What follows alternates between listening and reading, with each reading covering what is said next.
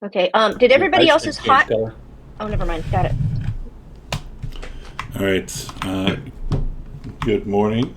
It's the 14th of December. It's 8:31 a.m. and we are playing D&D. We are in session 10 of Raiders of the Serpent Seas, titled Dan. How do you say that word? Uh, Daniel. You're not going to say it, are you? You bastard. Oh, sorry. Abig. Yeah, Abacus. That is the name of the title for today. Nothing sus at all. So we need to do a recap, and then we'll get into sailing. Hopefully, if Hulda is here to give us her account of what happened last time. Yeah, sure. I'm gonna read this thing that I wrote. All right. We're on the ship, and Hulda hesitated at the top of the narrow stairwell. Fingers curled around the railing as the ship shifted under her feet. She'd never been on a vessel like this before in her current form, and the sway of it made her irritated. Sven, she said, tilting her head up at him. Take me below. Show me where we're supposed to sleep. I've never been on a ship before. A small lie. She had been on a ship before. As a rat. He wouldn't know. Sven brightened at being needed, offering a hand she didn't take, but didn't reject either. He guided her carefully down the steps, ducking under the beams a moment too late. Hulda smothered a snort. He led her to one of the small crew cabins, a cramped space barely large enough for two bodies, and the smell of salt, tar, and the faint spice she rubbed into her skin to seem a bit more presentable. The ship creaked around them, still settling into its new name, Revenge, as if the timbers themselves were deciding whether they approved of their new masters. Sit, Hulda said, lightly twirling the skirt of her new dress with practiced indifference. Sven obeyed immediately. Good boy. She lit the small lantern, shadow striping across the bunk where she planned to make use of him later. For now, she dug out her bundle of loose-leaf parchment, creased, smudged, claw-marked at the corners, and settled onto the floor. The boards were cold beneath her feet, but grounding. Familiar. Something to anchor against the strange rolling of the sea. Sven watched her hesitantly. Hulda clicked her tongue. You can look, or not. I'm not your keeper. She absolutely noticed when he looked. She dipped her quill, exhaled, and wrote. Hulda's journal, labeled Private. Touch this and I'll break your fingers. All right, deep breath. Today felt fuller than most, like too many things happening at once, all pressing at the edges. First, I still owe Navala for freeing Sven. She didn't have to help me, but she did. And she did it with that calm, sharp confidence of hers. She makes everything seem easy. Dangerous, but easy. She said she'd teach me manipulation, which I do need help with.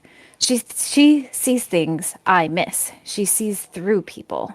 Sometimes I think she sees through me, too, which is terrifying. No, which is fine. Breakfast was a blur. Calico was Calico, I suppose. Slashing out his own eye in the name of a god, it left my stomach cold. But the others didn't mock him or stare at him like a monster. They treated him like one of us. Part of me admired that. Part of me wondered if anyone would do the same for me. Probably not. Maybe. Laurel Laurel declared Calico captain, and when she spoke, the whole room shifted. She's quiet, but when she chooses to stand tall, she fills the space like a storm fills the sky. There's something in her that reminds me of the old stories. Heroes carved from ironwood and lightning. I want to be brave like that, or at least close to it. Grim agreed to go shopping with me. Grim bought things immediately, but that's just her way. Bright and curious and full of momentum. She and I went looking for mirrors later, talking about our lost memories. She doesn't judge me. She doesn't, sorry, she doesn't judge me for not remembering. She doesn't look at me like something broken. She just includes me. I like that more than I want to write down. There, I wrote it. Ugh. I bought a dress today, a blue one. I keep wondering if it actually suits me or if everyone's being polite about it. Evan said something kind. He always does, in his quiet way. But I never know what he means. He once gave me ironwood shavings after that awful forced bath. He remembered where I came from. He remembered a scent that mattered to me. It made my throat tight then. Still does when I think about it. I don't know what to do with that kind of kindness. It clings. He warned me about Sven today, too. I'm still not sure exactly what he was worried about. My safety? Sven's intentions? Something else? Whatever it was, it left my thoughts tangled. As for Sven, he's free now, thanks to Navala. And he's here, in my cabin, because I asked him. Because it might be fun. Because I'm curious. Because part of me wants to feel wanted, even if for a night. And maybe because some stupid, small part of me wonders if anyone will feel anything about it tomorrow. Not jealousy, maybe, just something that shows I matter. Calico and Laurel recruited a whole crew. I tried to take note of everyone, but there were too many names and too many smells at once. We finally set sail, our ship, Revenge. Sorry about my kid in the background. I stood on deck and watched the shoreline fade. I thought leaving would make me feel hollow or unsettled, but instead it felt right. Forward, like a step forward, finding something I've been missing for longer than I can remember. Now we're at sea, and Sven is sitting on my bunk, hands in his lap, waiting like he's not sure he should breathe too loud. It's oddly sweet. I don't know how the night will go. I don't know if it means anything. Mostly, I think I just want to feel close to someone, even if only for a moment. Maybe tomorrow I'll understand my own thoughts better. Probably not. Maybe I'll figure out if Navala sees me. Maybe I'll understand why Evan's kindness unsettles me more than Sven's attention. Maybe Grim will still call me friend. Right, enough writing. He's looking at me again. Signed, Hulda. Private, seriously, if you read this, I don't know, just don't. Hulda let the ink dry in the lantern's warm flicker, then folded the parchment with careful, deliberate fingers. She slid it into her satchel, pressing it flat with her palm as though sealing the thoughts inside where no one could pry them loose. When she looked up, Sven was still sitting on the bunk, shoulders broad but posture uncertain, eyes soft in the wavering light. He wasn't a puzzle, not like the others, not sharp and quietly dangerous like Navala, not steady and unexpectedly tender like Evan, not bright and open-hearted like Grim, not fierce and iron-strong like Laurel, and not burning with purpose the way Calico was, all fire and faith and reckless devotion. Sven was none of those things. He was simple in a way that felt safe, or at least uncomplicated, a place to rest her thoughts instead of wrestling with them. Hulda rose, feet brushing softly against the floorboards, and crossed the cramped cabin to him. For once, she didn't bother with thinking about her next words. She just reached out, took his hand, and felt the warmth of another person settle into her own. Come on, she muttered, voice low and unguarded. Let's stop thinking for a while. And the lantern swayed gently as she drew the curtain closed. Nice. Now, let's do this. And does Grim the 13th have anything to add on to that? Well, that was a beautiful scene. I love the way. Thank you. My friends actually commented on it, thinking that I wrote it. I'm like, I didn't write that, but they said, he said, I'll have to say what he said. He said, looking really fast because I was like, oh, he said, your writing is absolutely gorgeous. Honestly, have you thought about writing? He was thinking, I have a feeling he was thinking that I wrote that. So I wanted to pass that along to you. It's one of my best friends said that. And he works in theater as well. So, anyway, that was a scene. It didn't really recap what happened. Some things. Now you're putting me on the spot because I didn't transcribe this one, but I can tell you basically what I remember. So it all started off with the next morning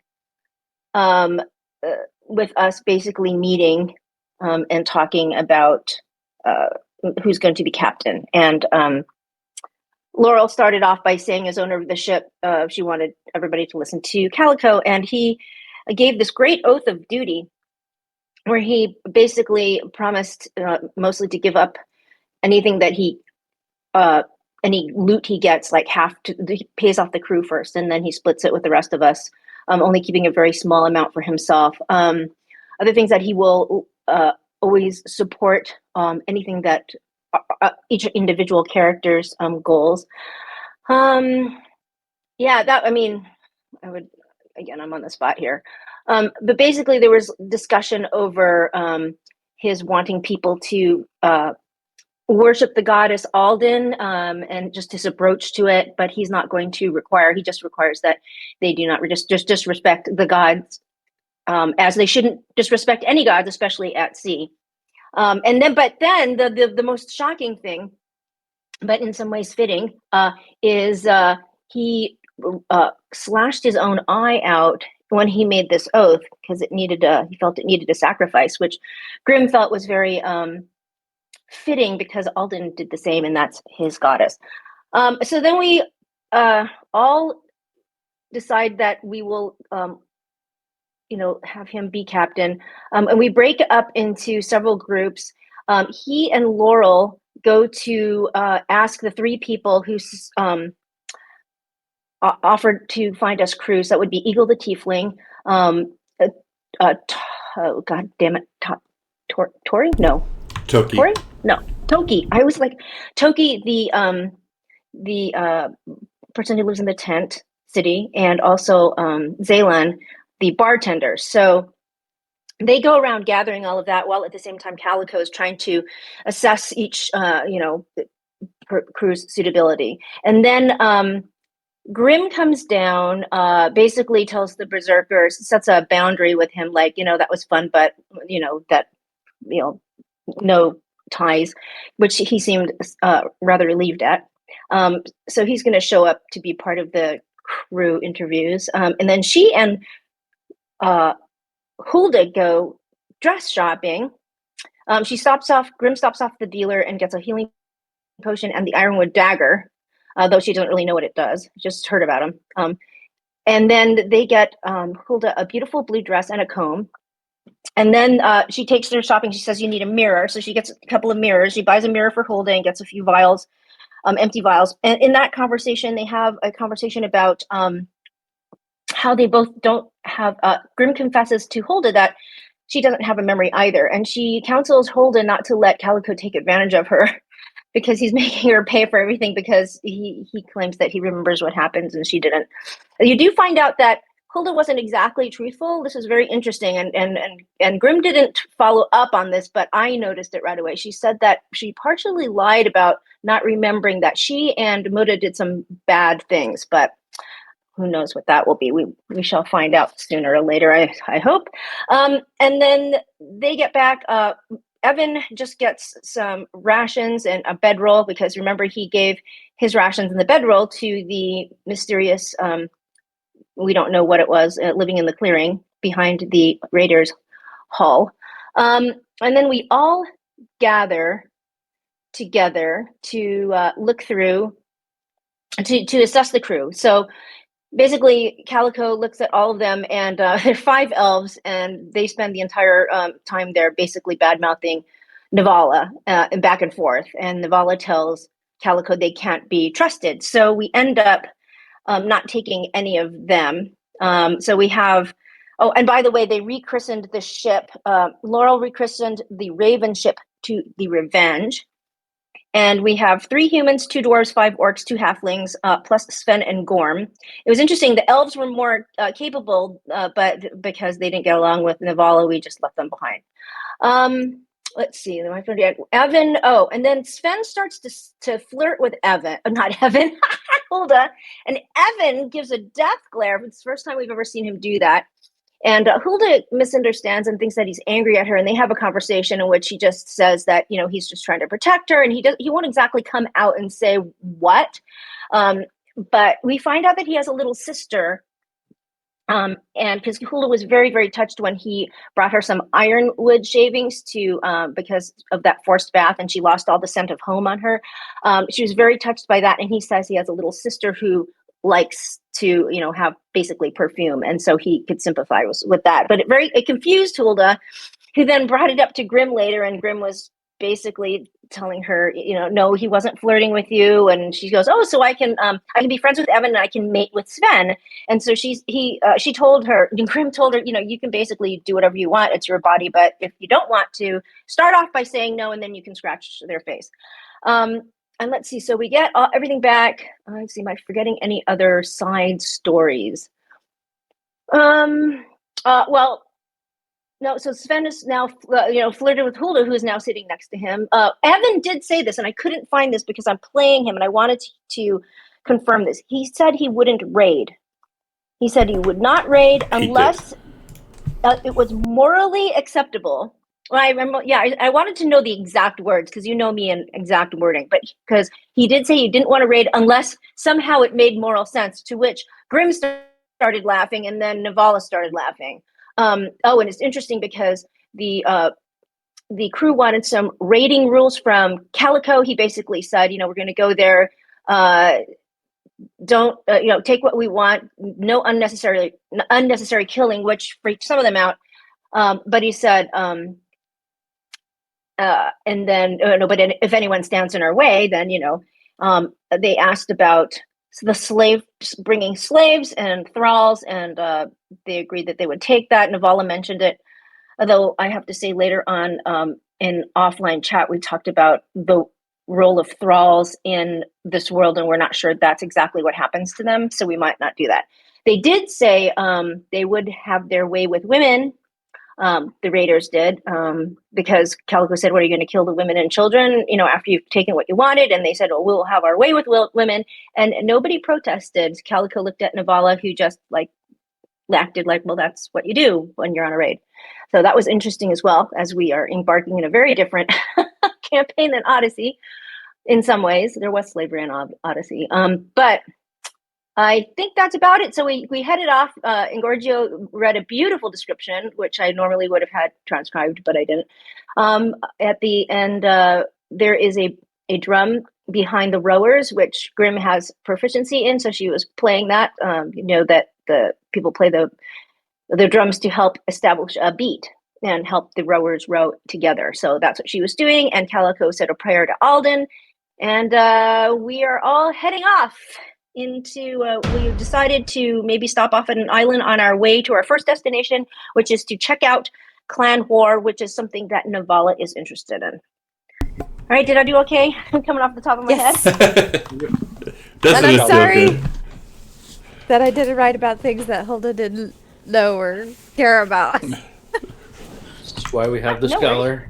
And I'm very glad that you did not ask me to send you the text from that thing I described, because it was directly off the top of my head. So really, wow! Yeah. Wow. It's like, I had something written up, but then I deleted it like 2 months ago, and I forgot that I deleted it, and I was like, oh shit! So yeah, majority was just off the top of my head. Wow, I thought for sure you were reading it because you didn't have any. What did my linguistics professor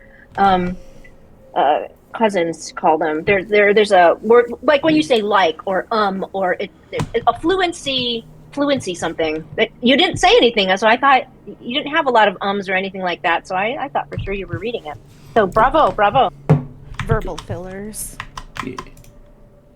And Fuck yeah. Fillers. Like that. Like that. Mm-hmm. Yeah, like that. Fuck yeah is definitely one of my verbal fillers, yes. All right. So let's put this on. So how many days would you say have been have passed since our last session? Then? 0. Oh, 0. We just We literally left teleported. Picking up. I think we rested for the night, right? We have not. Oh, This night. Hulda's not resting. Yeah, So this is directly after setting sail. This is where we're picking back up at. Sven, where are you, you lazy cur? Well, so here's a picture of Sven as he's down there in Hulda's down there with Hulda. Cute. I didn't realize we had a below deck. Yeah. Nice. Okay, I can see it now. Well, you can see it. He's going to break our heart. Our babies are going to be so cute. All right, Hulda. Well, everyone's going to be able to hear this. So, how did you want to proceed?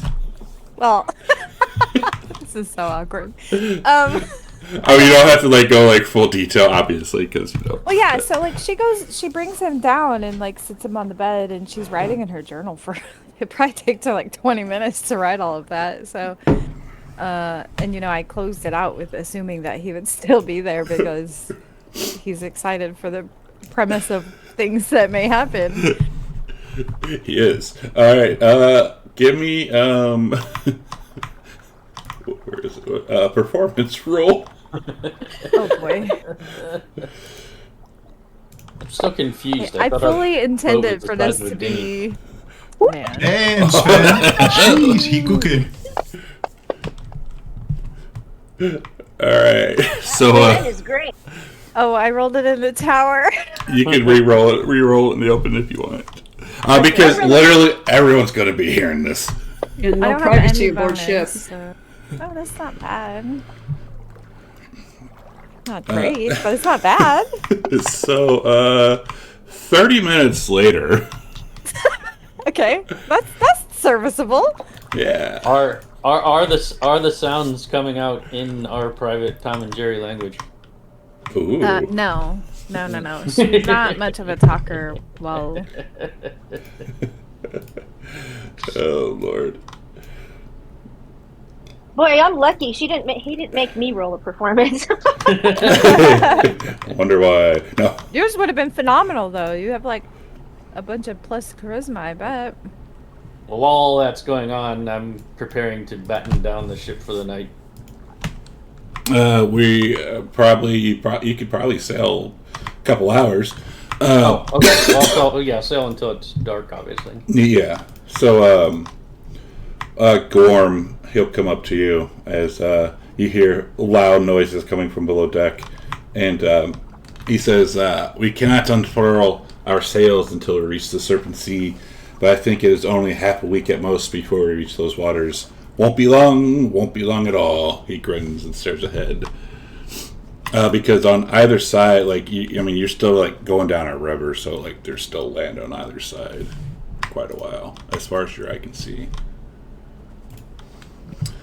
So yeah, about 30 minutes later, Sven looks up at Hulda and he gingerly gives her his hand to help her up. Oh, we're done. It's been 30 minutes, and he says, I must go and see up to Calico. We can continue this tonight. And you see, he gives you a look that you have never seen before, that no one has ever given you before. Oh, can I insight check that? Is it like a good look or a bad look? Can Sure. I tell? Do a roll. You don't know. In the tower? Yes. You son of a bitch. Caesar. Caesar, 63 months in a row. What's up, bitches? So he is giving you a look that can only be described as pure love. Aww. Okay. Hulda feels she doesn't know what to do with this, at all.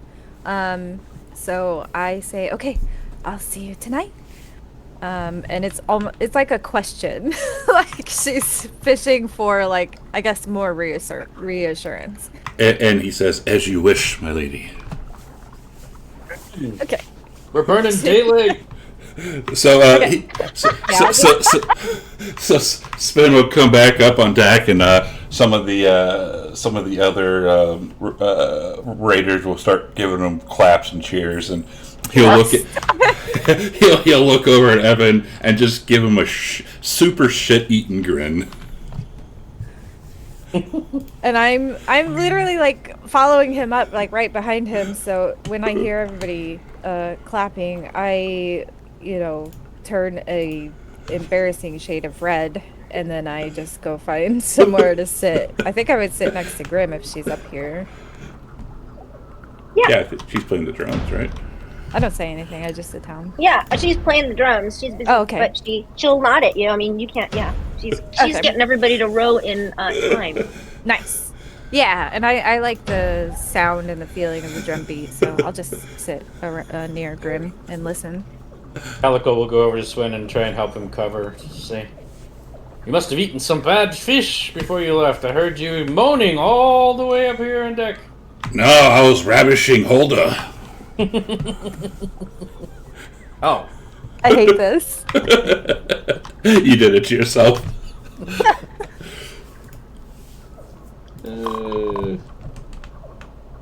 And in the distance, you suddenly hear someone yell, "Fireball!" And you see Navala extending her hand, and only like a few tiny splutters of embers and smoke come out. And she stomps her foot in frustration. And Gorm will come up to you. What's wrong, Nabala? Is everything okay? Bah, it's none of your business. Well, maybe we could work something out, and I could help you. Forget about it, Gorm. You're not my type. He's supposed to be with Grim. No, they had a conversation. That's true.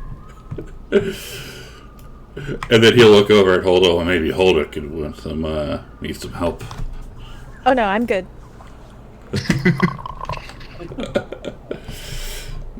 Alright, so as the day starts to progress, let's do a...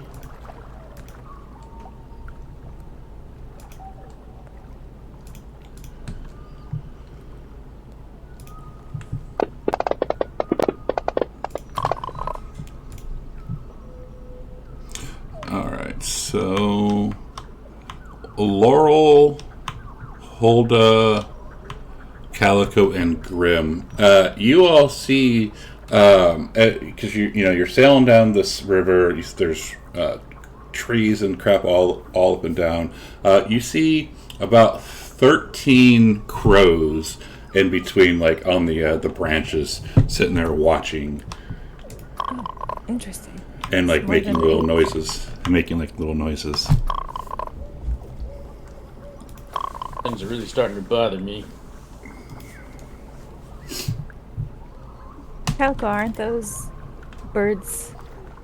Are they like related to your goddess? It can be. Maybe it's Not the sun. crows, right? Ravens. Ravens, yeah. Oh, ravens. These are crows. Oh, never mind. Then again, I take it both back. of them, I mean, yeah, never mind. I mean, is that even suspicious? Like crows being in the woods? No, not necessarily. I mean, this many just sitting there kind of chilling, maybe a little bit, but again, Navala probably really wouldn't know. Yeah, she's too busy with herself as usual. Yeah, but others, yeah, it might be a little odd, but like, I guess nothing out of the ordinary. Are in I the cast river, fog cloud between us and the crows so they can't see me. but aren't crows like carrion birds? Right? They eat carrion. Yeah, Yes. I guess it's like eerie, right? I guess it's like And spooky. there's an increasing number of them from what we've seen. Yeah. before. That's Yeah, well, it's like the Sus. other two. Yeah, we saw 6 and then 7, and now if you want to think math, I mean, I don't know if they're all the same ones that have now joined, or just randomly 6 plus 7 is 13, and who knows? 6, 7. Why? Why? Kids. boy, am I glad my kids can't hear this. Wait, Set off a we were there last chain week. reaction. even your oldest? Even your oldest, Robin? I just Yeah, they all do it. It's so annoying. read I mean- an article about how it's starting to peter out. Actually, it's starting to Thank lose. God. That's because we were aware of it. I'm ready. I'm ready for I that mean, it's day. just crows, right? Like, okay. I mean, I guess it's like spooky or eerie, but would it be like something to alarm about? A bunch of crows? Maybe there's like a corpse in the woods or something. Well, the You crows just are. noticed them sitting around. Yeah, there's 6 on one side of the river, 7 on the other side of the river, and they're just watching you. Okay, Oh, that they're is not together. suspicious. I thought they were all together. No, they're not. And they're chattering. Foreshadowing. How far away are they? Pause for a minute and say, "Hey, Hulda, can you understand what they're saying?" Do you understand animal? The crows? I could do that. Well, hang on, maybe. I don't remember if I prepped it today or not. I can. Yeah, I'll cast Speak with Animals and see if I can hear them. What Okay. they're saying. Let me It's first see. level? It's a first level spell. I'm marking off my spell slot. Sorry. Okay. Yeah, so I cast it and I'm like trying to tune out like the sounds of everybody on the ship and just listen to what the crows are cawing about. You hear. I will message you.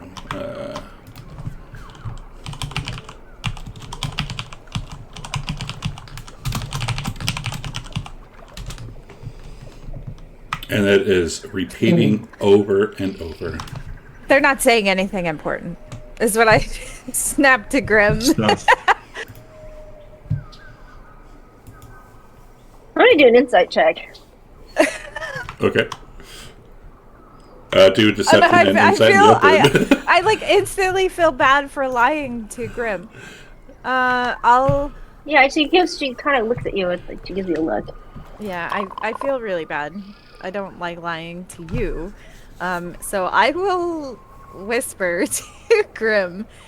I'm gonna whisper this because I don't want anybody else to know.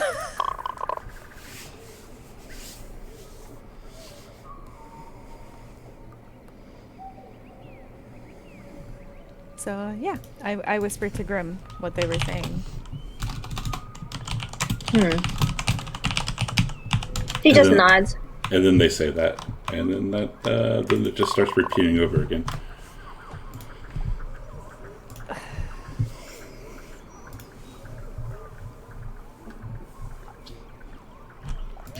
All right. Do you say anything else? Hold on. I inform Grim of the second thing that I hear them chanting, I guess. And that's it. Okay. I just whisper this information to Grim, so. Okay. Grim kind of frowns. Says,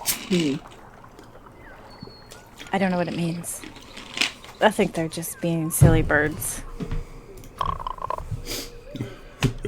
We should keep an eye out on them. Okay. So I have Speak with Animals for like an hour or something like that. So if they say anything different in the next hour as we're going down, if they're still within an earshot. Yeah. So as you can, if no one's gonna like interact with them or do Oh, I'm anything to them- sorry. I no, take no, it back. you- It's 10 minutes. Speak Okay. with Animals only lasts 10 minutes. Okay. My bad. Oh, you're good. You could always just cast it again and again and again. I'm not using all my spell slots on that.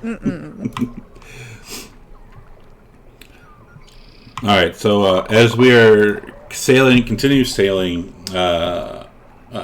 these crows are like hopping from like branch to branch, like they're essentially following the ship. But about an hour later, you see the whole group. They see on the left side of the riverbank, you see segments of an abandoned stone wall emerge. The lower sections of the wall are covered with wind-blown mounds of dirt, upon which shrubs and small trees have grown. Moss and lichen climb the stone pieces from which the wall itself is comprised. The wall appears to run for several miles, but every dozen feet or so, there are massive gaps within where entire segments have collapsed. And I will type this out because I didn't put it in the game.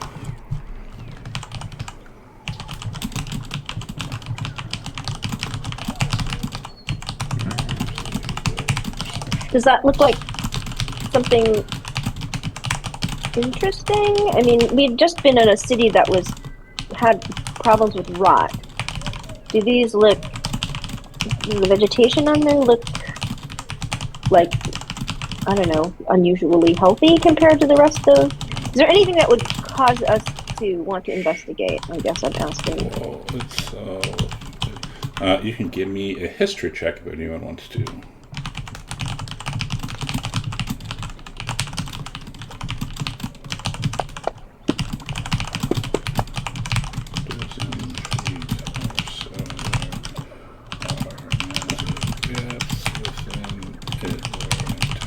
Let me see what. Apologizing now for all the typos because I was just typing that out right now. All right, so Calico, we'll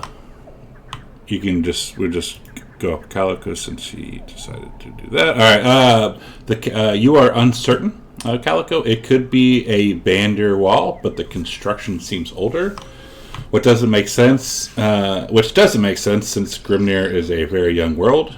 Is this a older structure somehow pulled in during the exodus from the Lost Lands?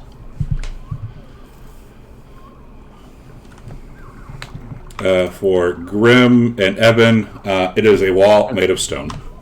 I would tell the others and say this might be worth checking out. It's kind of unusual. Also, is it customary to pull to shore to rest at night, or yeah, you can on the water? Yeah, you can. Like if you were going to keep sailing, they were going to suggest eventually as it started to get darker.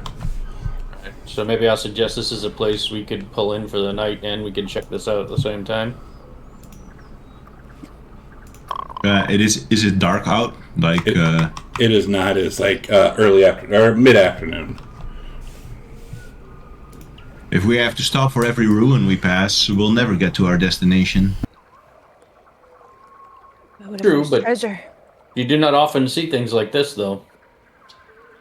An old collapsed building? What's so special about that? Well, there's not supposed to be anything this old around here. Maybe it has some magic in it.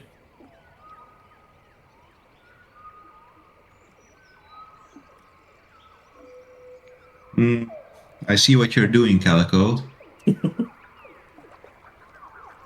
I suppose if everyone is in the mood to stretch their legs a little, I suppose we can stop. Alright, I'll order the crew to pull over. All right. I assume we have a little boat to get to the shore? No. Or we can just get up to shore? There's an anchor. Yeah, you can drop the anchor and then swim. Or maybe if it's not... Oh, it's kind of deep, but not 100% deep. So probably swim up until you can walk. Right. Poor Laurel, who hates water, though, right? We'll see. Calico drops the anchor and says, "Alright, let's check it out." And he just dives over and he shoots through the water like a torpedo. And Navala will walk up to Hulda and tap her on the shoulder before they jump in and say, that will give us a moment to talk once we're on land. Oh, okay. And then she will dive in. Okay. Is everyone going? Yeah. I follow Navala. Is Laurel getting into the water? Laurel, with knuckles appearing white on the rails, hesitates a moment, but then launches herself over the side. Evan would walk over and say, "Would you like me to swim next to you?" That would be most kind. Very nice, Grim. That does feel like something Evan would do. Yeah, he'll offer his hand and say, on the count of 3, and people. Yep. Chivalry is not dead. And then Calico's already on shore, Grim tapping will his jump foot impatiently. Grim will jump in. All right. I have my ring of swimming, yes. Yes, you do. Ingorgio, Yes. I have a question. Okay. Because these crows are being sussy now.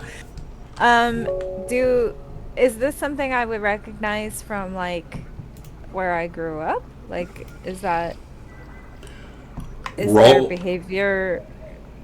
Roll a history in the tower.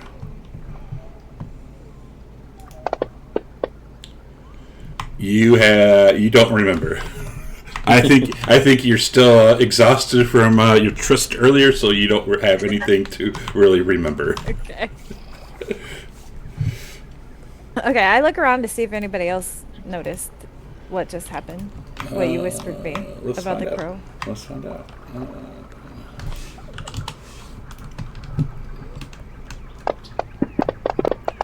I don't need my perception check. No. All right. Laurel, Calico. Laurel and Calico also, you notice these crows seem excited when you stop, and one of them flies away. Interesting. Alright, I will remain on alert then. Okay.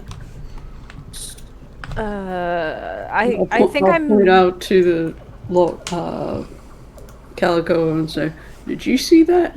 Do you suppose that bird thing wants us to follow it?" I don't know, maybe it could be reporting that we pulled to shore. You got your armor on, right? Always. Should I try talking to them again? I assume we're a lot closer to the crows now, right? Like there's some pretty close to us? Yeah, there are 6 on your side of the river. You guys want me to like try and have a conversation with the crows? Yeah. Okay. Yeah. All right, I'll use one more. God, this is really shitty because I'll be down 2 spell slots, but I'll cast Speak with Animals again and try to converse with the nearest crow to me. Okay. What's going on? Hulda.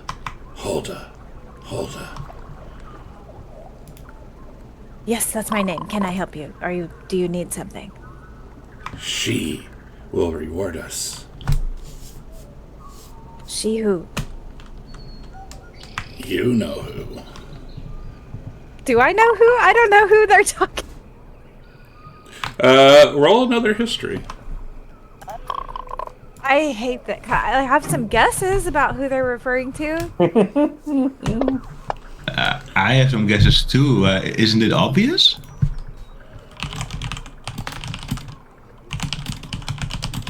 I mean, out of character, I thought it would be pretty obvious. Maybe I'm just stupid. Do you maybe know a powerful witch of the woods? I do. Yeah, that's what I was thinking. It was okay. So I'm not stupid. I'll ask the crow. Is she here? She will be. When? No response. Today? Like during this cycle of the sun? No response. What are they saying? Hold up. This whole time I'm just like clawing at these birds. This is gonna be looking ridiculous. I love it. Am I in trouble? I'll ask the bird. Did I do something wrong? And that you notice that bird has turned its back and is like leaning its butt down towards you. Oh, I'm in trouble. And give me a dex save. Oh, I'm in trouble. Dex save. Is it gonna poop on me? It did. Aww. Hold on, stop playing with the crows. You're just making them mad. Look, it took a shit on you. Yes, I see. And the crows all start to cackle like they're laughing. I don't think we should go here, is what I'll say to the party. I think this might be Why not? dangerous. I think the witches of the Ironwood are here. And I look around. This is like nowhere near the ironwood, right? This is like just regular wood. That is correct. These woods are very nice and enticing. It's a little cold.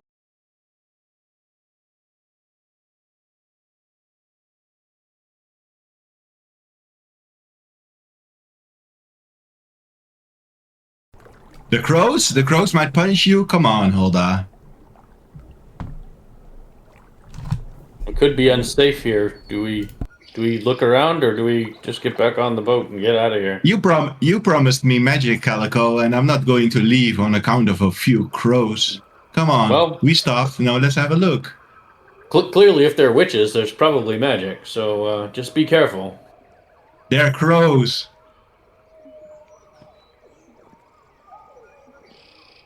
And Navala will go in and try to explore this ruin. All right, how much time do we want to spend here, like kind of exploring? How much time's left in the day? It's looking up. You can see that the sun has passed over midday. Oh, I think I'm losing.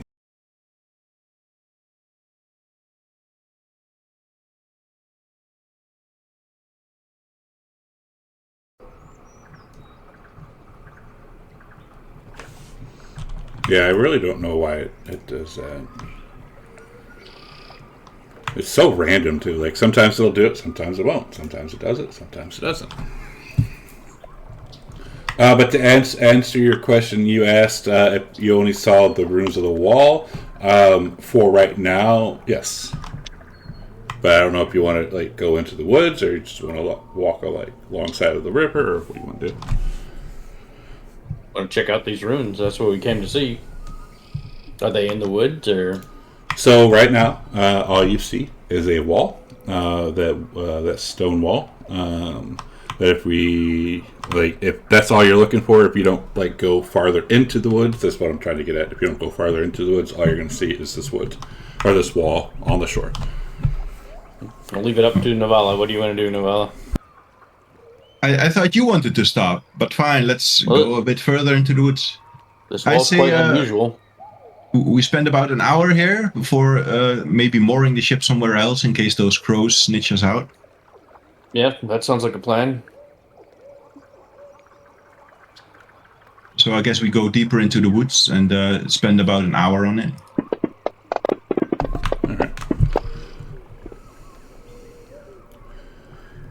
Calico and Hulda, as you're kind of walking along, the hour's about to pass up. I don't know how you're keeping track of this hour, but the time is about to expire.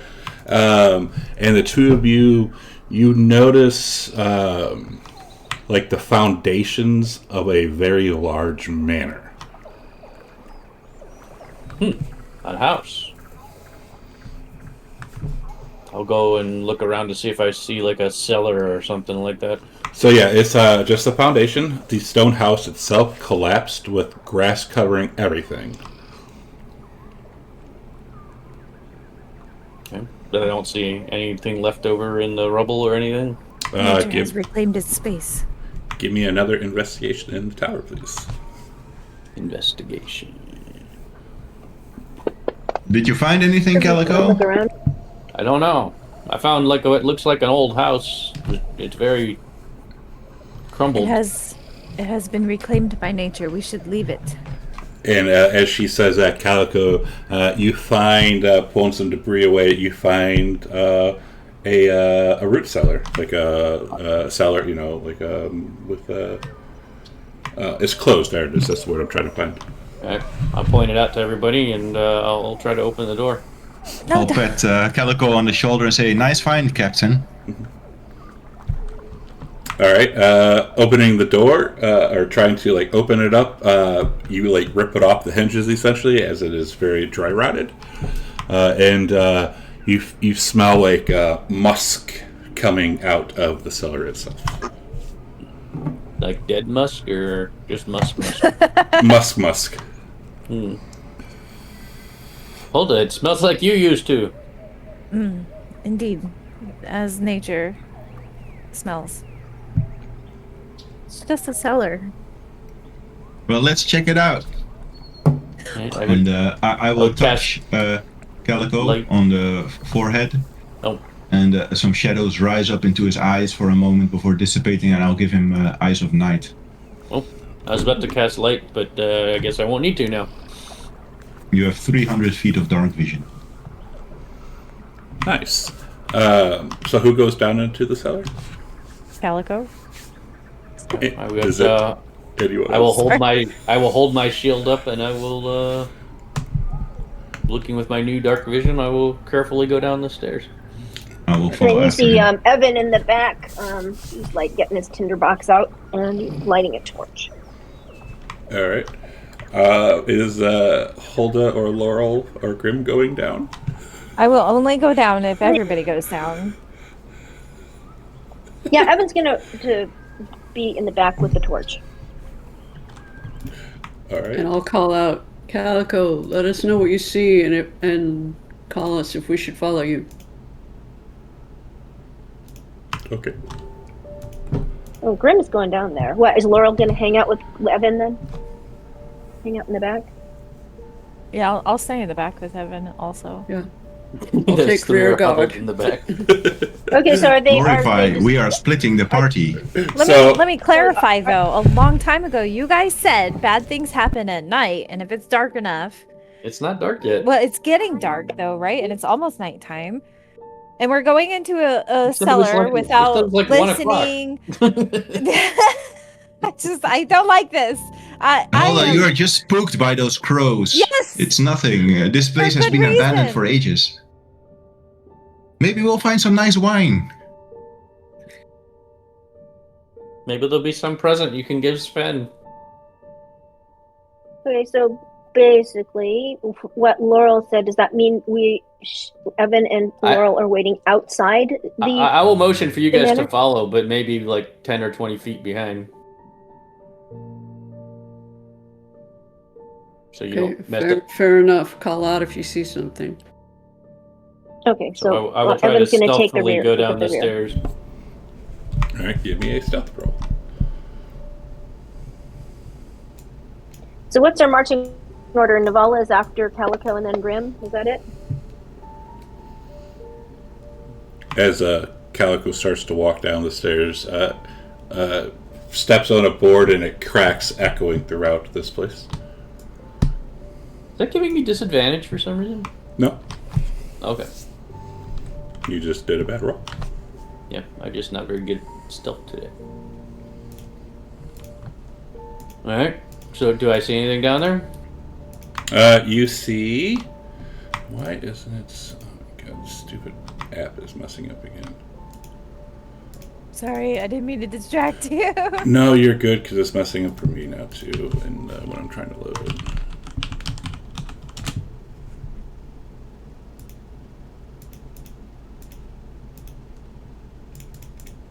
What the fuck?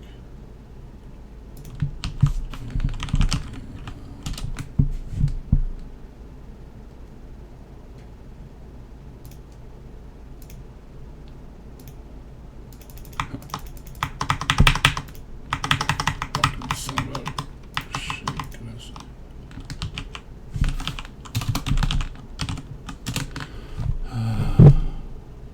I think I need to do what you do and just put it in the freaking pot. Yes. I think it works a lot better that way. Yeah, I want to do that on break. Anyways, so going down, Calico, you find a very this root cellar is stocked full of crates, and that's what you see. It's stocked full of crates.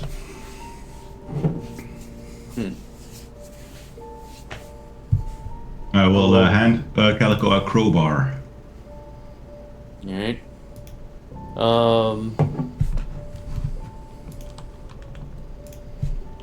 I am going to cast Expeditious Retreat on myself. Really? So I can get out of Already? there fast. I mean, it's Calico. What do you expect? After he has mobile in and he's like super speedy. Yes. Yes, yeah. I will, I'll cast guidance on him to help him open the crate. I will inspect the crate to make sure it doesn't look suspicious, and if it looks okay, then I will try to pry one open. All right. Give me a strength, I guess. Oh, that's gonna go well. Just a regular strength. Yeah, since you're trying to pry open a crate. Using a crowbar doesn't give me any advantage. It should have, so roll it again. Oh. And you also Not- have guidance, so you can roll a d4 after that. right, so you pop open this first crate, and a smell hits you. It smells. What's like your favorite kind of food? What's your what's Calico's favorite food? Tuna fish. Rotten fish. You're not getting rotten fish. It's it's full of food. Let's just say that, and none of it is rotten. No, darn. That is suspicious, Navala says. Why isn't this food rotten? Well, obviously it must have been put here not that long ago. But if you look around, you see that the cellar is completely covered in dust. Someone's gone out of their way to hide it. No, I don't trust this. I will lean over and I will take some of the food out of the crate. Okay. And is it also like Navala's favorite food? It's like in here. It's like vegetables. It's good food. Yeah, it's good food. Okay. It's like vegetables. Some. I guess we can have some like cooked meat, but it hasn't spoiled. Right? It's all well preserved. And it smells good. I'm going to put it on top of another crate, and I'm going to take out some a tuning fork and some magic items that wizards use, and I'm going to make an Arcana check to see if I can determine if it's enchanted or something. Like I'm going to cut into it, and I'm going to measure its vibration with the weave and all that. It is not magical. I'm going to carefully take a bite, a very small one. And it tastes very good. I'm going to try and detect if it's poisoned with the taste. Can I do that with something? I guess. Let's see. I'm going to do this. You know it is not poisoned. It's not poisoned, and I am pretty sure it's not enchanted. As far as I can determine, this is just regular food. It might belong to someone. Maybe they. We should put get it the crew here. and take all of these crates aboard. Look like all the crates are the same thing. All the crates are marked, or they are all the same size and shape and color with the crates. Let's open another Let's one. get the crew and all of this loot aboard the ship. A good first find, Captain.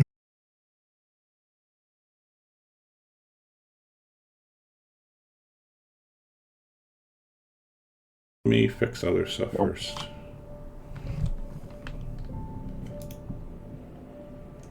Alright, so last thing I heard was Navala saying, let's get the crew together these crates. Is that the consensus? Well, I ask, is there anything else there? Roll an Just these investigation. And Grim suggested opening up a different one in case they all don't have the same thing. Yeah, good one, Grim. I will hand Grim my crowbar, and I'll help her open another crate. Give her guidance. Crowbar gives you advantage. Give us a strength with Okay. advantage. Strength check, not athletic, so it's strength. Just straight strength. Okay. And then roll a d4 after that.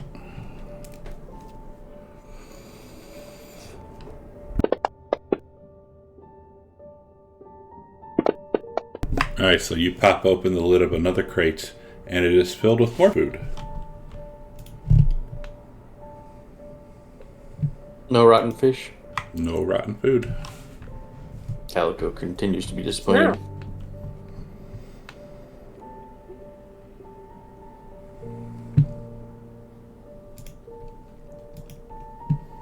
But Calico, as you are searching for more, is anyone else searching for other stuff, or is that it? Besides Sure, Calico? why not? Okay, give me another. Yeah, I'll look investigation. around. I'll investigate too.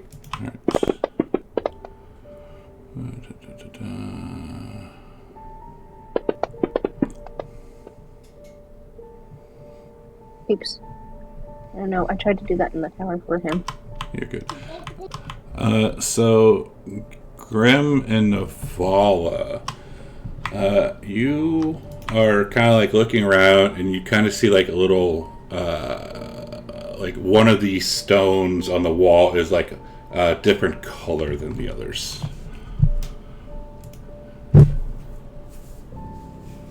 Okay.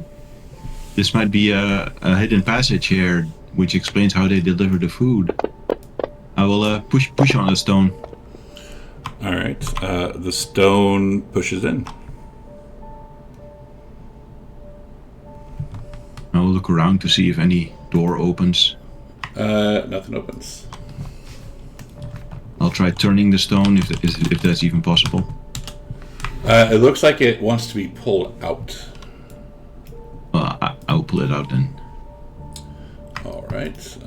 Pulling out the stone, you see something. You see two items that are wrapped up. I will investigate for traps within this little hole. It does not appear to be trapped. I will reach in with my rapier and use the point to lift out these wrapped packages. Yeah, why don't I just grab it?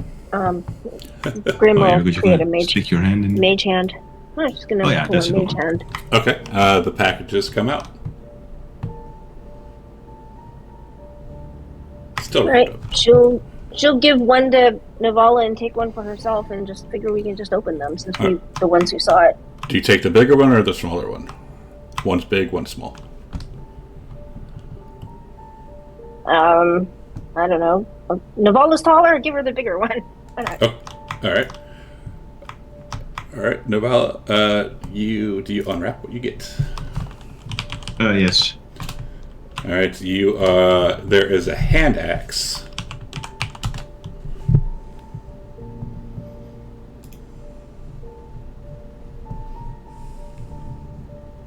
Let's see. It's Let's see. It's yeah, it's a hand axe. Is it fancy? Okay. Does it look fancy? It is. There are markings all up and down this axe. There are some strange runes along the shaft and on the blade. Yes. And I will look over at Grim to see what she unwraps. Grim will look at you She and says, does. "Can you use an axe?" No. Hmm. Well, I might could be able use to. it, but Yeah. So she'll unwrap hers. And Grim, you find a wand that looks like that. Ooh. rate you for it? No. Wow! I can't use an axe either. Wow! Denied. I'll say, do you know what that is, Grim? Do you know what that No, is, can you- Navala? Yes, it's a wand. Yeah, it's a wand. For wizards. Is it? Well, I can identify it for you. Just give me a little time.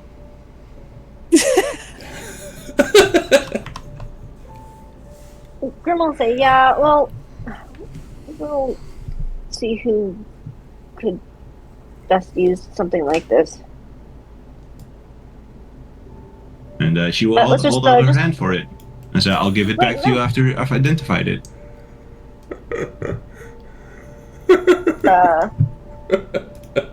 Well, have finished identifying the head? I thought that was something you can't do right away. It's a work in progress. Such delicate magical procedures take time. Then I'll hold on to it until you can actually do it. Very well.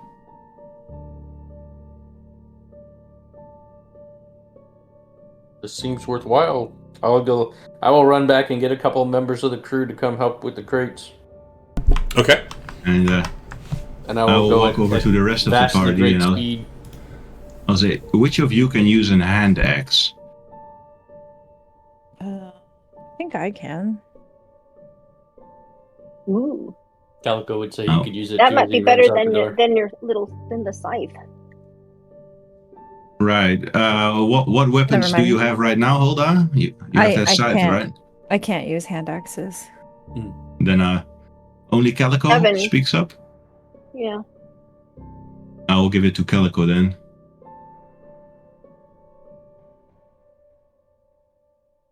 Yeah, why Okay. would druids get axe proficiency of any kind? Those are for tree Right. chopping.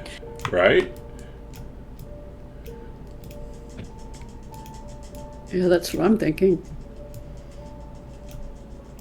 Yeah, well, I mean, it looks like probably Evan can use a hand axe, but It's I don't just know a if he would It's actually. just a Yeah, regular but he's a big ranger. axe.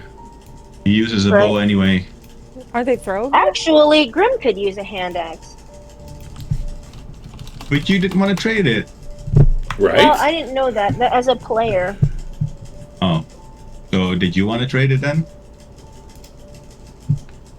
I think this is a magical axe. Oh, this is what it And I looks point like. out the runes. Yeah, this is what it looks like. Well, there's also runes on Oh, the bottom. damn. There's also runes on the bottom. Ooh, that's pretty. Wait a second. It's a simple, but she can't really use it well because it's. It I is think a that's something you simple. would It is a simple melee weapon. Right, Anyone but I can use mean, it. but no, I mean, but that's a strength thing though, right? Yeah, it's a melee, so that would be strength. Yeah, that would be strength based. She can't use Not that. necessarily. I don't remember if a hand axe It's is not strength or not. finesse. It would be not. finesse. I'm looking at the list right now. It's not something she'd be great at.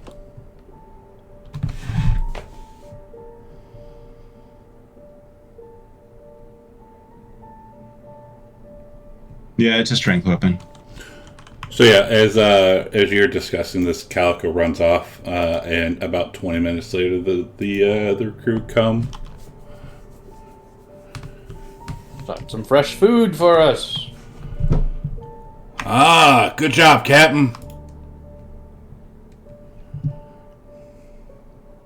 And they'll start taking the crates away. No one to pillage, but I guess this will have to do for our first find. Well, that's a lot of food.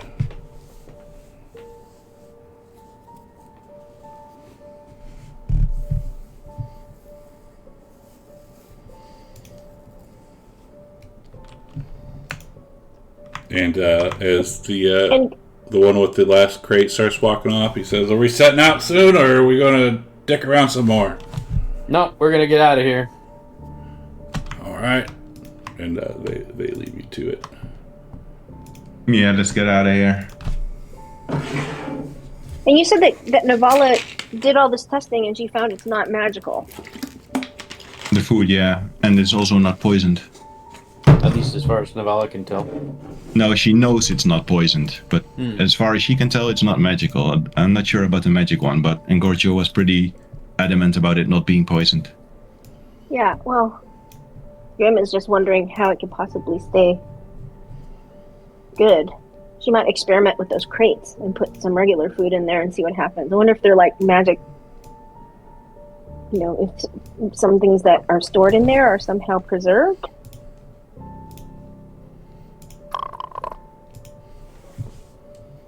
I mean, Maybe because it if was this just a place good is climate control in the cellar.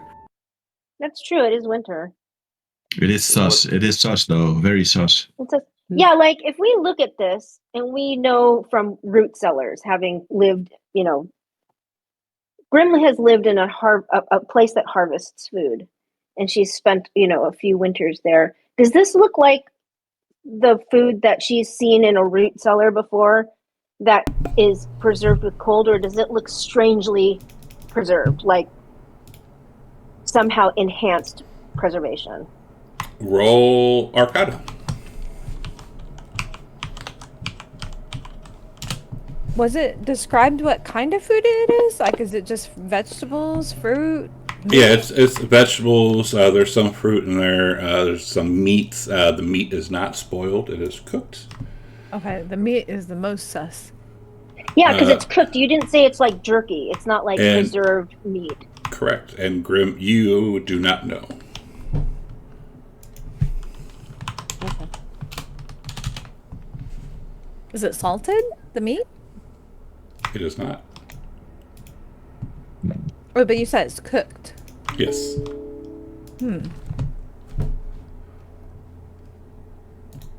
Cooked.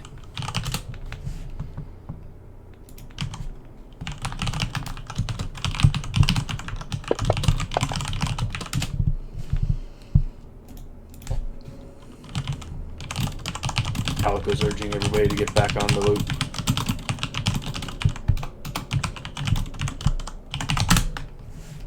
Do I have the axe, or is somebody else got the axe?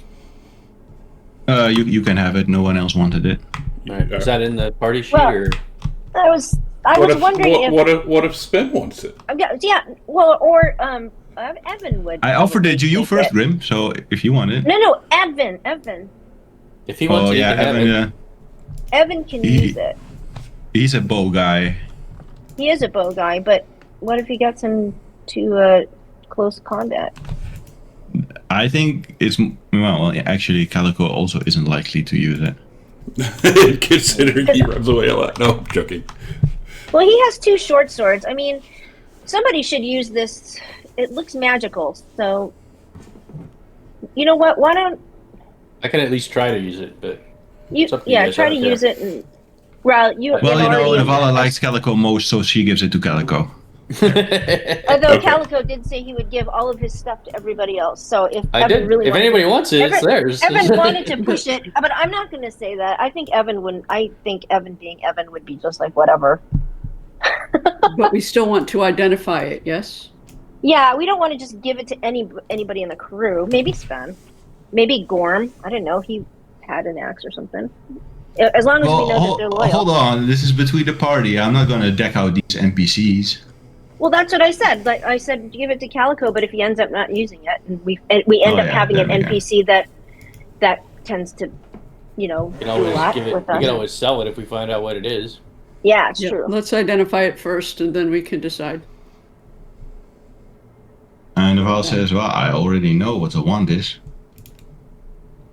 Well, what is it then? If you know what it is. It's extremely useful to me in recovering my magic. It Yeah, might what be a does way it for do? me to... It shoots magic missiles. No. But Magic I need missiles. to find out how to access the weave in this land. But I know you do not like me, Grim, if you want to be stubborn. Oh, I didn't say I didn't like you. I just don't like not being told what stuff is. Being so. Well, out of character, I only figured it out like a few seconds ago, but... Navala sound. She was like, I know what this is. But would Navala really know what it is then? Yes, Or do you- yes, it is what she said, a wand of magic missiles. Oh. You recognized it from her time as a wizard. No. Well, then if she says what it is, instead of like, oh, it's a wand. Well, at that time, I didn't know what it was yet. I had to do a check first. Right. Sure. Well, and I would guess that, is this something that anybody can use, or how do wands work? I forget. Well, you can ask I mean- Navala. She knows. Well, okay. Well, it's just She like says- how do these work? Can anybody use them, or only like is it wizards use this, or what? Or roll an insight in the open. That's what Yeah, I'm waiting for.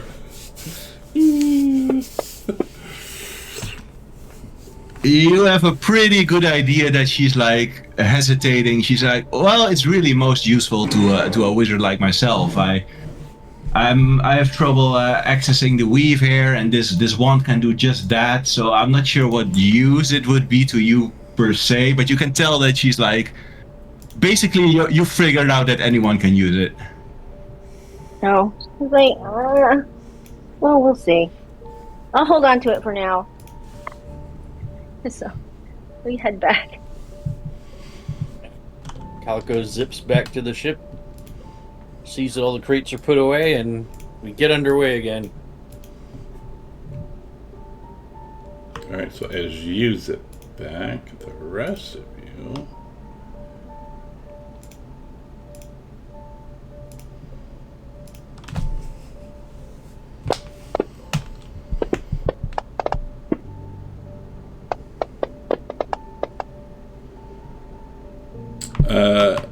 Only hold it. So Hulda, you see that you looking around as everyone's heading back, and you look up and you see 4 crows back.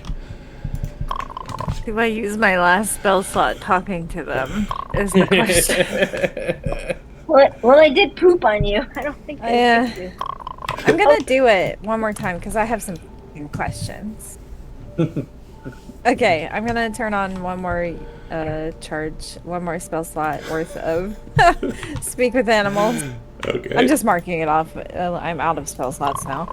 Yeah, so I'll see these crows and I'm like, tell me what you're doing here.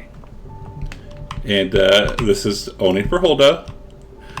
You'll hear Muda wants you back. You disappointed her. But why now? I've made friends. She doesn't care. What does she want me back for? You are a disappointment as a familiar. Yes, I am. How do I find Muda? Is she coming to get me? She is coming. Oh, I don't like this. And of course, only Hulda knows this information. Is she going to attack my friends? No response.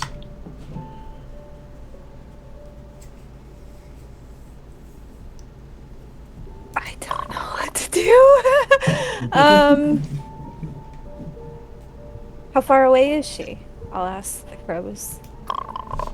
No response. Okay, I'm gonna ask the crow. They're probably not gonna answer this either. Are you really a crow? What do you think? Rat? I don't think you're really a crow. As they Who are are speaking, you? as they are clearly speaking. Yeah. Oh man. And is Hulda like hanging back from the rest of the group, or is she still? Yeah. So, like, yeah, Hulda's talking to these crows, and she's like clearly distressed. Like, I imagine anybody who like turns around to look at me would see that I'm like panicking. Well, Grim would because they're friends. Unless she's distracted with her conversation with Navala. I think she'd be more distracted with her conversation with Navala. Okay. Arguing over the wand. So, Hulda, one of the crows kind of flies down, the one you're speaking to kind of flies down to like your height and flies farther into the woods and around a corner. And the others start cackling. I will attempt to follow that crow.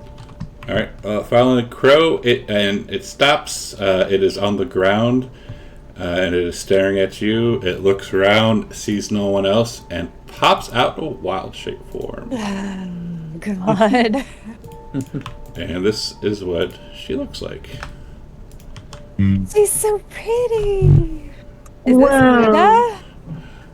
No, It's that is not. Muda. That is It's not Muda. another witch. Wow. She doesn't look old and mean enough.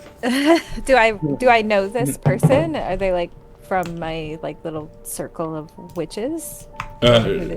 She is from one of your witch circles. Which circle is she from?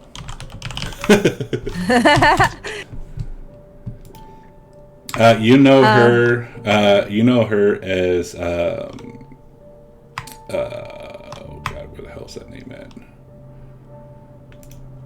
Yeah, I just had it too. Alita. Alita. Okay. Which essentially means The movie? No, Yeah, I was like, Battle Angel? That's a scary movie, okay? it means winged one. Winged one. Ah, okay. Well, does she say anything when she wild shapes? And you know that she's like third in command. Third in command. Okay. And yeah, she says Muda is very, very disappointed in you, and since you left, the other familiars are starting to change, and she just can't have that. Well, it's not entirely my fault. I went on the ship like she told me to when I was a rat, and I was observing, and then, well, look at me. Something happened. I have this rune, and I'll show her my bonded rune, which I believe is responsible for me not being a familiar anymore. And, Something happened. I don't understand. And you think I care? Well, I didn't know how to get back to Muda. Oh, don't worry. You will be joining Muda very soon. Okay. Well, a week ago that would have made me really happy, but I've made friends and I don't want them to get hurt. Then they must stay out of the way of the Iron Witches. Or, well, you know what happens to those who get in our way. And she will transform back into a crow and fly off. Can I just go with you to keep them safe? I don't know what to do. Okay. Seeing that she just flew away and didn't want to meet me in the middle, I guess. I will just turn around and I'll be listening for the sound of the group and just try to find my way back to them. Yeah, that's easy enough, because some people are not that quiet. Okay. Yeah. And then I'll, once we get to the water or whatever, I'll swim and get on the ship with everybody else. Hopefully nobody noticed me leaving. Yeah, they get back to the ship, and once they get out, they notice that you're not there. Then, like, 2 or 3 minutes later, you kind of probably come out of the woods. I don't know, like, maybe looking dejected or some crap. I don't know. Yeah. Calico is Okay. wearing a kind of a tread path in the deck, going back and forth with his hands behind his back. Why are they so slow? Why are they so slow? Sorry. There were some really pretty flowers, and I wanted to smell them. I will do an insight check on that for sure. I will roll with disadvantage. I don't think I even need to. I'm not a good liar. Here's my disadvantage. Yeah, you know she's lying about something. And I will say in our private language, what did you find? I'll reply. I'll tell you later when we can get the group together somewhere privately. I will give urgent orders to the crew to get moving. I don't like this place anymore. All right, anchors popped up. As Sven's calling out orders, he also brings over Hulda like a thing to dry herself off with, and as the ship gets back under sail. Oh, thank you, Sven. I'll dry off. Just looking at him awkwardly. And he gives you a smile and like a little grin. All right, Does it look sussy? No, it looks. I don't trust anything right now in Gorgio. It looks very lustful. Oh. That's okay. What, wistful? Lustful. Oh, lustful. Oh. Like he's ready to go again. That's all I'm going to say. All right, and with that, let's take a 10 because I got to pee and I got to pee. Yep. Oh my god. This witch is gonna attack our ship. I would never do that. I tried to offer to go with them. I know. All right, Shane. We'll be back in 10 minutes. So if you go away, please come back, and we'll see you shortly.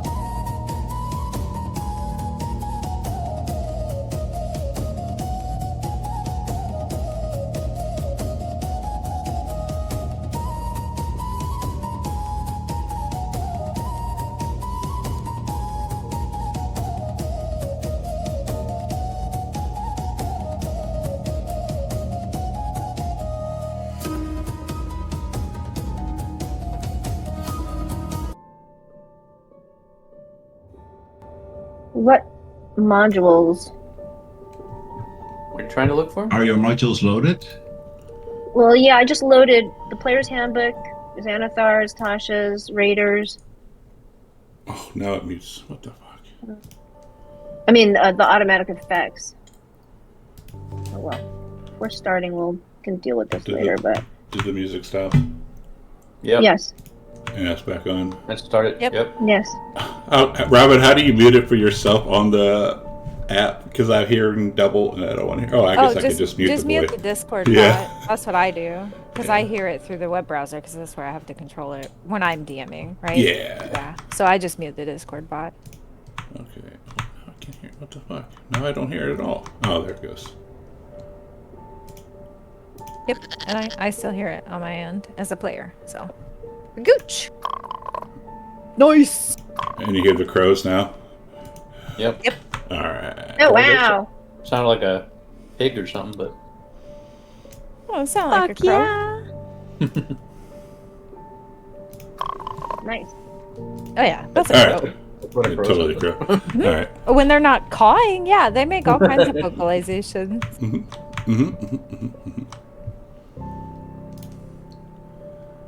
We Okay. have crows on our neighborhood, so I love crows. Alright, so we're back on the ship. Spin gave Hulda like a little blanket to dry herself off with. Oh, looking at her lustfully. soon. That's what I'll say.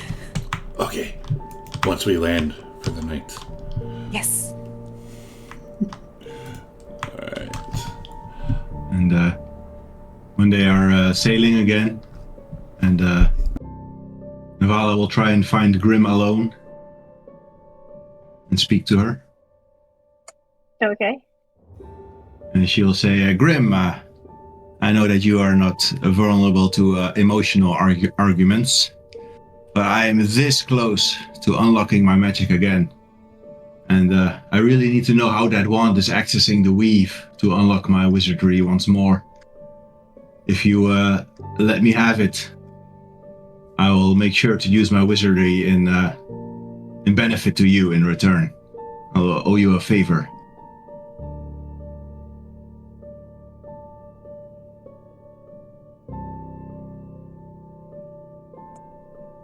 She thinks about this and she says, well, I'd rather use it as a weapon. I mean, how is this going to help you figure out how the weave is working? Well, that wand casts a certain magical spell that I used to know. And it does so by bending something we call the weave to form magic. But ever since I arrived here on Grimnir, I've been unable to bend the weave as I used to, and I lost the ability to cast these spells. By observing this wand and using it, I will be able to see how it does that and might be able to do it myself.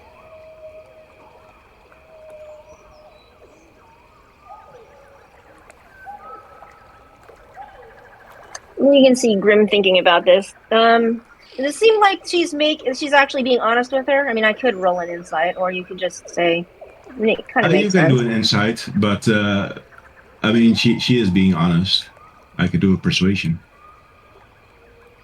At least that's what she believes. Grim has no idea.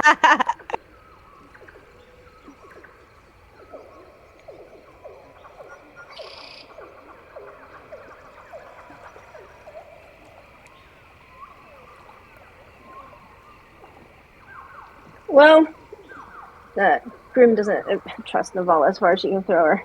But she's... and you know with the strength of 8, she can't throw very far at all.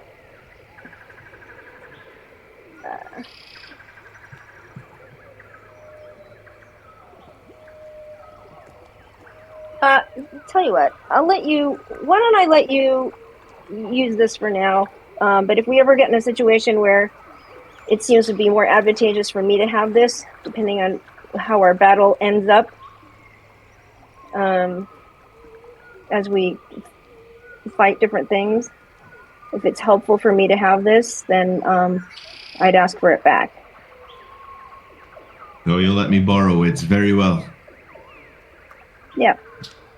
I think we all need to find our homes. So she'll go ahead and give it to her.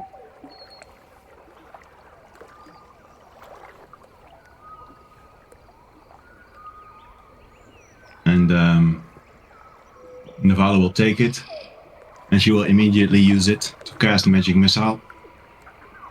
Shaboom, What? ba-boom, ba-boom, ba-boom, Where? ba-boom. You shoot him at the Where crows does that are still following?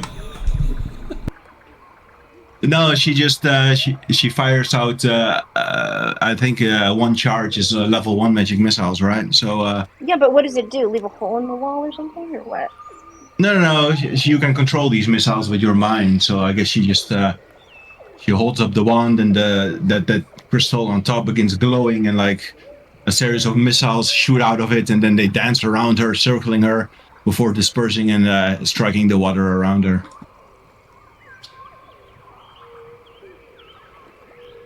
Grim is impressed because she wouldn't have known to. Obviously, it seems like Navala is familiar with it. And she says, how does it feel?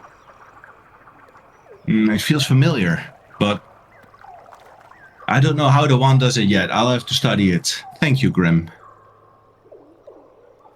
Grim nods.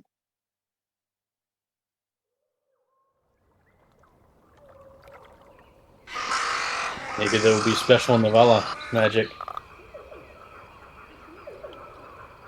There are a bunch of crows near us now. They did that when Navala shot the magic missiles. I hate this. Yeah, these crows are super sus. Let's see. If I can gather the party somewhere where we could kind of have a private conversation, I would. I mean, try you're on the, you'd be on the ship. I know, but I just don't think there's anywhere that like just the party could talk. Calico's cabin, the captain's cabin. What is the? Is it big enough to fit all of us in there? It is not.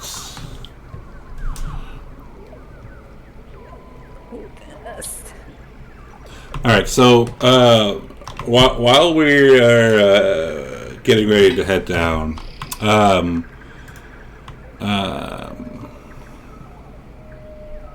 Calico has bought Navala a test your luck. So to remind people how that works, I will roll a d10. On a 1, Navala will have a fireball spell centered on her. On a 5, she is turned into a crow. And then on a 10, I will take a shot of fireball. Dear God. I just wanted to see if Novella's magic's working. Wait, what? Nothing happens. Oh, no magic for Novella. It would Close punish. fireball. I mean, I'm standing right next to Grim, and I guess most of the ship actually. Yes, I know. A fireball goes up on right on Navala, and she's dead. Yeah, exactly. That would like permakill everyone in range of. Maybe. All right. So yeah, you get downstairs. You see Rolf and Sitha is in the cabin. Sitha is playing with her toy. Rolf looks up. What can I help you all with?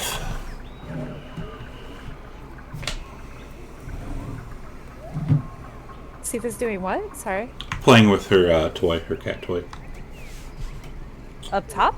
No, down in the captain's cabin. Oh, okay. Who's all down there right now? Just Navala and Grim?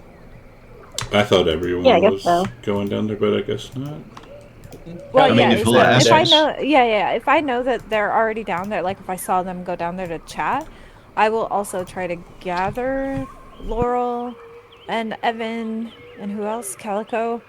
And I guess I'll just see if we can kind of cramp us down into there. I just say Alright. like, If you motion to me, then I'll put Sven in charge and I'll come down to see what you want. but Sitha's also down here. Yeah, I mean, if you want I don't- them to leave, they'll leave. Yeah, I'll say, hey Sitha, Calico put Sven in charge, and I think he needs somebody watching him. Okay, I'm good at doing that. And she'll like pop up and take off running. And Ralph just looks at you and shakes his head as he also goes upstairs. Okay. And then, yeah, attempt to convince the rest of the party to at least just come below decks for a little chat. I just want to tell you guys about the crows. The what? The The ones crows! you've been seeing all day? What about them? I've been speaking to them. And yeah, once we're like, important. well, once we're all together, I'll say, the crows were, at first they were chanting my name.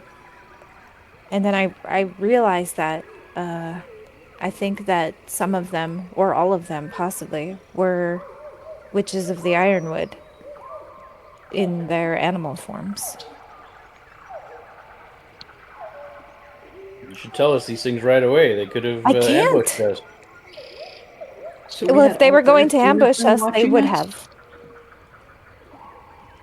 I don't know how many of them were shapeshifted. Some of them could have been familiars. Some of them could have been witches. But I think they want me. They want to take me home. Do you want to go with them? Well, a week ago? Yes. What about now?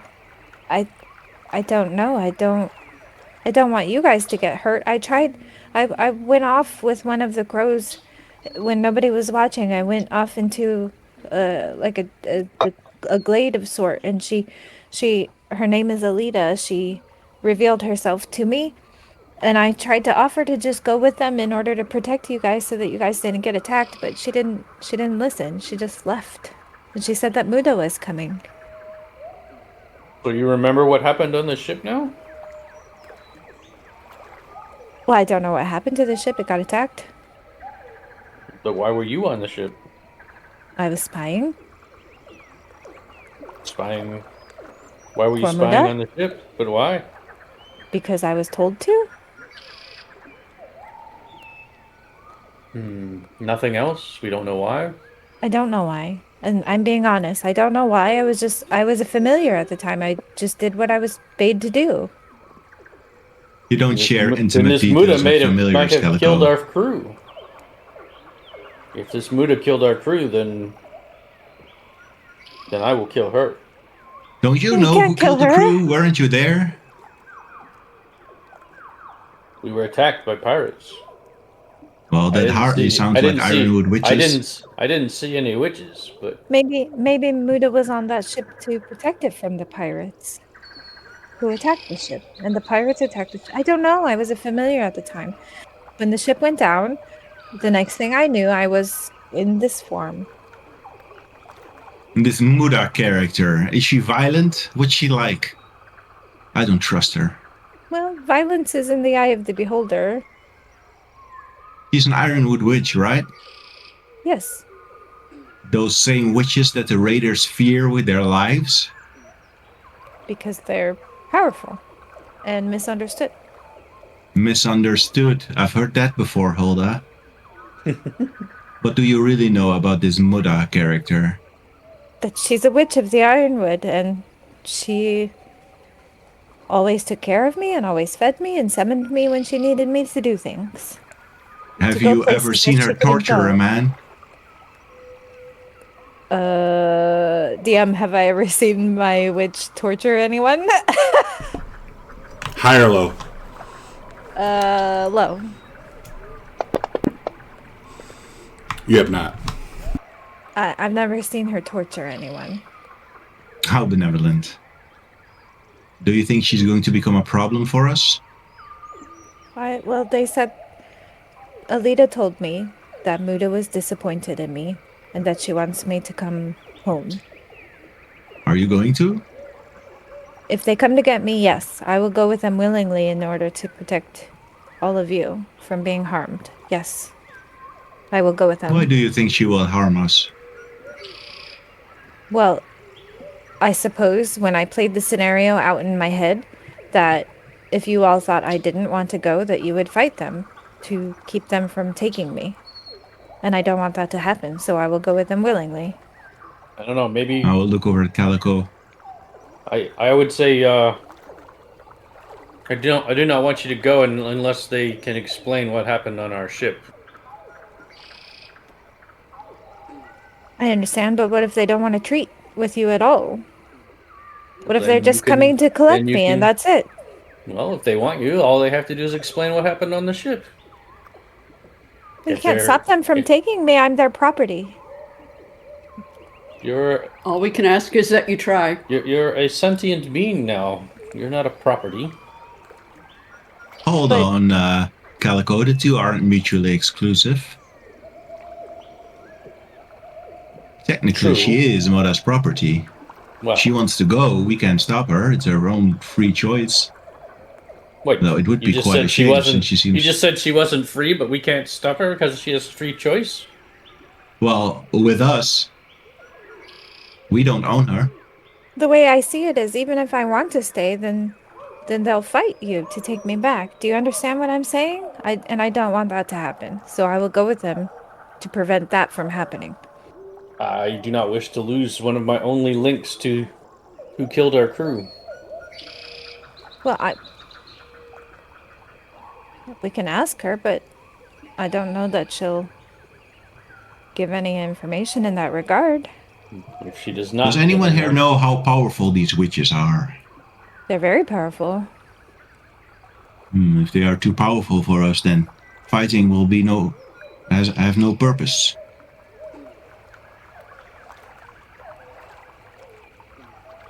And Laurel asks, Hulda, would you wish to go if it were entirely your choice? No. I don't. I don't want to. Then you should stay. But they will fight you. They will kill you. They'll kill everyone on this ship. I don't think so. Navala will protect us. I don't think Navala cares that much. But I will protect you. I like you, Hulda. Don't worry about it too much. We'll But cross no. that bridge when we get to it.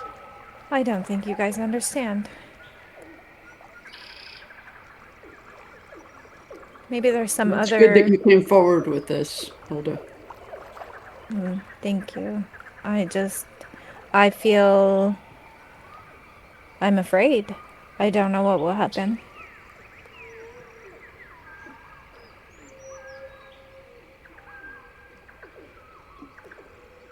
I don't want you guys to die. Well, I certainly don't intend to fight if these witches are as powerful as you say, but perhaps we can treat with them in a different way. I suppose. If they had anything to do with the crew's death, then I will fight with them, powerful or not.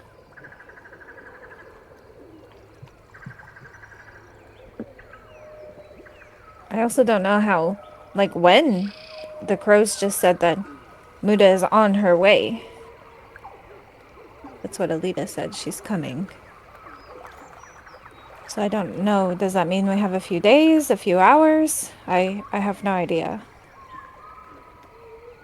Well, I better get back up top.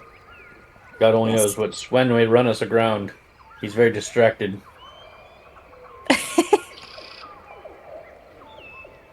Okay, thank you. That's all. I will go back on deck. Damn it, Sven! Steer to the right. And Navala will say, Hulda, wait a moment, as people begin to leave. Okay. I wait.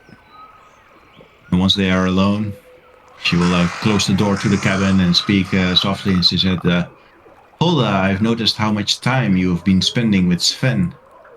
Well, it was only 30 minutes. Well, you've been talking to him, he's been giving you stuff. You should be careful around men, especially the ones like him. Drunkards with blood on their hands do not become safe, simply because they are useful. Do not forget why he was imprisoned in the first place. He walks free only because it served our needs, not because he earned that mercy. You're right. I thought that you would be proud of me because now he'll do anything I ask him to. I think. You think? I would be think proud so. of you if you had given him nothing and he would be serving you anyway. You should guard your heart, Hulda. If you give it to a man like Sven, he will either sell it or crush it without a second thought. Alternatively, if I give him my heart, then I will always have someone who protects me forever. That's naive, Hulda. Come on. You cannot honestly believe that Sven loves you. Have you seen the way he looks at me? No. But, You should look. It feels good. you have secrets, Hulda. Secrets that Sven does not know about. And considering his murderous past, he may turn on you in an instant if he finds out. Such as, for example, your religion or your actual origins. How do you believe he might react to that? Well, you all seem to take it pretty well. Well, I am not from this world, and the rest of us, we are not really raiders like Sven. He is a simple man. This is true. In Well- Menzo Ben Barenzen, we understand men well. There, they are no threat to us. Our goddess has decreed that women rule, and men exist only to serve, whether for labor, pleasure, or the continuation of bloodlines. I see. So I can use him for pleasure then. You can, just make sure not to fall for him. Okay. Thank you. And make sure that you're always in reach of a knife when you're with a man alone. Okay. Put one under Well- your pillow. I don't have a knife, but I have a sickle. Excellent, that'll work. Okay. If Now he let does me know something if I you need don't any like, I'll tips. just slash his throat open. Exactly. Do you have perhaps any need of any poisons that I might be able to craft you to prevent any unwanted children?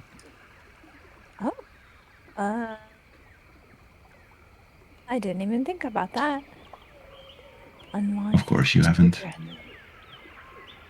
But I mean, a child could be useful. I don't think you want to be pregnant when Muda comes for you. Oh, She might want to take your child from you. right. I forgot about that. And Sure, I'll you'll take have- some poison. I'll only be able to craft it once we reach the next port, so until then you'll have to be careful, if you understand what I mean. I do. Yes, I understand. Do you really? Yes. That's where the man doesn't finish inside. Exactly, Hulda. And then she pats Hulda on the shoulder. Very good. And then she says, is there anything else you want to discuss? Or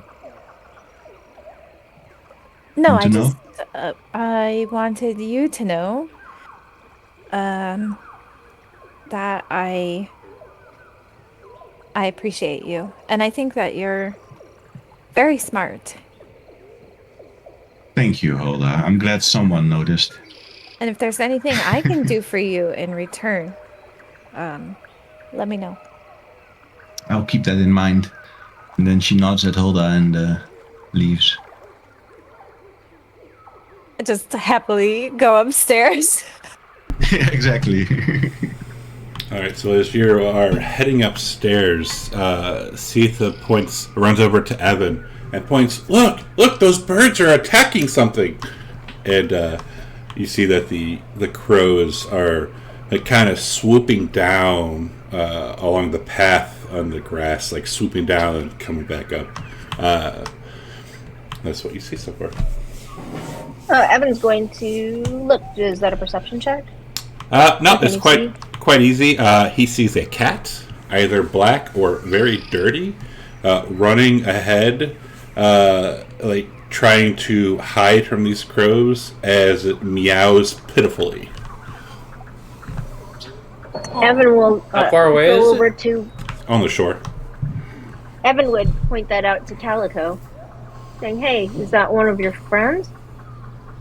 I mean, it's a regular cat, but Oh, he Right. can't tell. He's like, "Well, I wouldn't know." You I'll see call. things I don't. I'll call Laura over. Can she shoot them from here? How far away are they? Yeah, I mean, it's, what, 30 feet away? Oh, okay. Laurel, can you shoot those crows? I can try. Alright. But what if they're witches? Well, they shouldn't be attacking that cat then.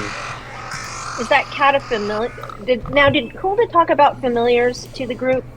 A little bit, yeah. That the witches she go- use their familiars. And that she would explain what they are? Yeah. And that she thinks some of the crows are witches. Well, then Grim would say, is that a familiar or is that a regular cat? I don't know, but she should attack the crows. Attack the crows, please. Do you all agree? I mean, I agree. I don't think it's a good idea, but fire away, I guess. Okay. Oh my god, Then we're gonna I'll get attacked. take an Eldritch Blast and unleash it at the crows. All right. Oops. Oh no! So, yeah, Scaring them. the first one just like kind of like poops up into the water. Do you have two now or no? I don't. I think that's level 5. Yeah. So yeah, it goes up and one of the crows sees this and starts cackling and laughing, and then goes back to attack that poor cat. I will Shoot 'em again. draw the wand of magic missiles, and I'll fire 4 missiles to hit 4 crows. All right. Well, I can't miss either. As you hit 4 crows, they take off flying, and as the other 2 also take off flying, and the cat just kind of like slumps down onto the path, like breathing heavily. It is still like breathing heavily and starts like howling, like it's as it's in pain. Can I jump overboard and get back to the ship? How fast is the ship moving? You can swim over there and get it if you want. I'll swim over and get it and swim back. Okay.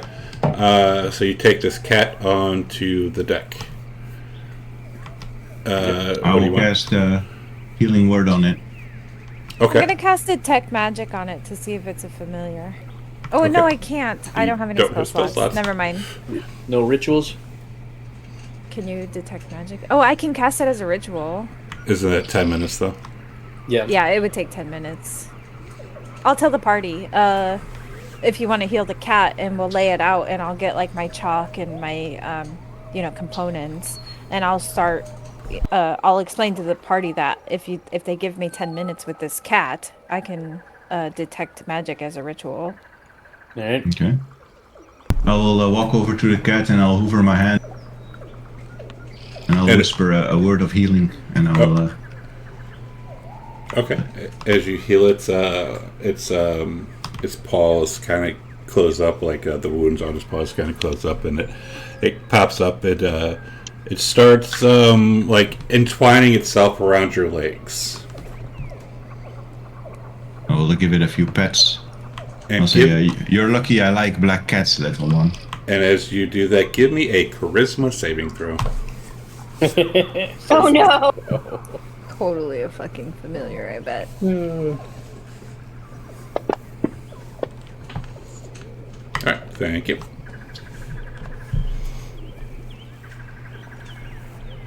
Okay, and eventually I'll instruct Navala, like, place it here in the center of my ritual circle.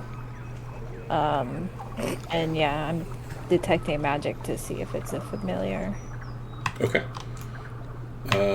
And I will walk over to Hulda with the cat, and I'll put it in a circle. And say, "I used to have a black cat of my own. It was my familiar. And this Perhaps I'll be able to resummon it." This is what it looks like. It's that one right there. It's totally familiar. Look how cute it is. It's so cute. So cute. As Okay, it's is it purring. created by magic? It is not. Oh. As it purrs and like rubs itself all over Nabala.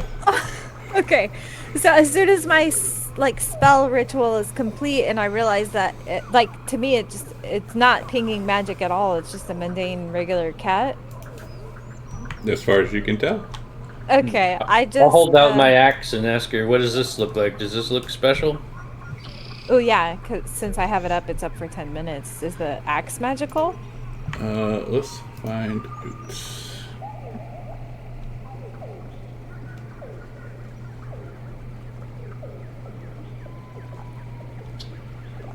I would just learn if it has like a school of magic on it or anything. Yeah, I'm trying to, I know, I'm trying to figure out the school. Oh, fair. Because it is magical.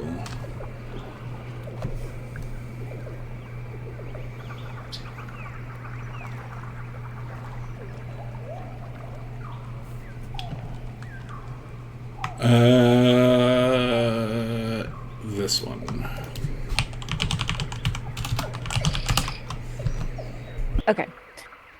Yeah, so once I realize the cat is not magical, I'll have like scooped it up and just petting it, and I look incredibly relieved. And it swipes at, it's like trying to get out of your hands, that's squirms. Okay. I'll put it down. I'll let it go free. And it goes back to Navala. Yeah, so I'll tell Navala it's just a regular cat, and then Calico brandishes the axe at me, and it's like glowing, and I'm like, ooh, that's enchanted. I thought it might be. Right, I'll just put it back on my boat. Okay. And if you do choose to use that weapon, you would need to attune to it. Can I attune to something I don't know what it is yet? You sure can. Yes, you I can. will do so. I will do so then.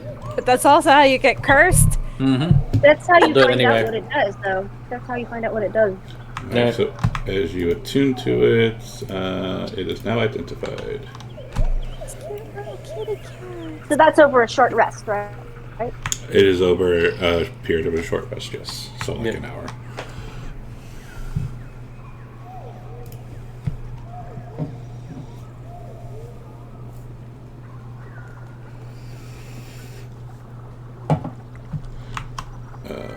So what's that? Oh, very nice. That's not bad. Yeah. Nice.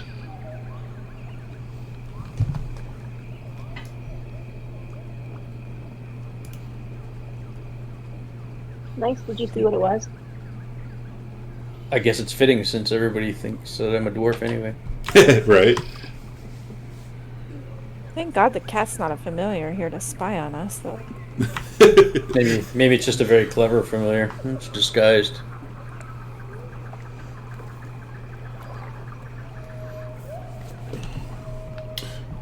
Right.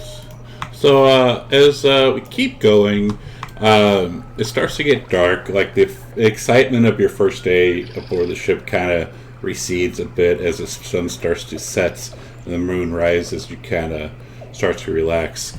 Yet your calm is soon disturbed as the crew scans the tree-covered shorelines in search of a place to camp for the night. There is a cry of alarm, and just as you prepare yourself against an ambush, you see many of the crew staring far to the northeast. The sky erupts with a brilliant light, a red-orange plume of fire exploding into the sky, following almost immediately afterwards by a dull roar. A shaking of the world that jostles the longship. Water splashes against the hull as the roar dissipates, the tremors fade, yet the skyfire remains burning hot in the distance. Uh-oh, the first signs of Ragnarok. Steady, crew. Steady.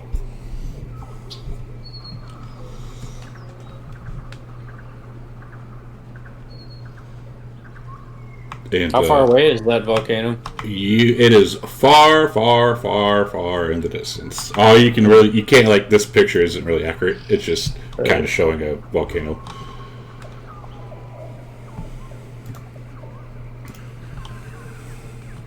Fascinating. strangely beautiful. Well, that's trouble for tomorrow, Sven says. Did you find a good place to camp yet? Yeah, we'll go over there. We'll get everything set up. And he looks over at Hulda, and I got us a tent. I had to wager some stuff, but I got us a tent. Oh, thank you. Yes, anything for you, my love. I just giggle.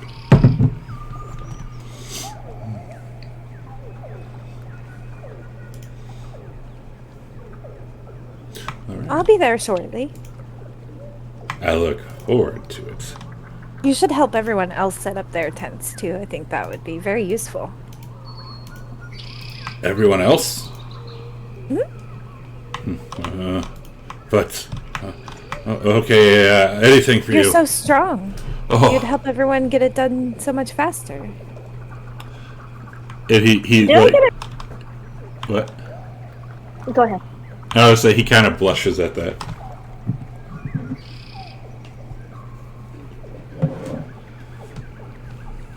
Do we have cabins? Cabins? Because No cabins. We don't have cabins? No. So there's... Have you seen our ship? It's tiny. I didn't even know there was a below Oh, okay. deck. I didn't even know there Well, was a below deck. well, I was just... The captain has a cabin, and I was only going off of Hulda's RP, which sounds Yeah, like my it's bad. not particular. Okay, so we don't have cabins. So where do we sleep? Well, tonight, if you want to sleep on the ground out in the forest, you can. Otherwise, there's like little cots all up and down the back, or inside underneath the ship, or you can sleep on deck. Are there places to stow gear? There is a little hold in the very back that's, well, all the provisions you got before leaving nowhere, plus all those crates that you gathered today is pretty packed. Then that's where Hulda and Sven had their fun earlier. Yes. Cargo hold. yes, it is. On top of the meat. Sure. It's just on the ground, I assume.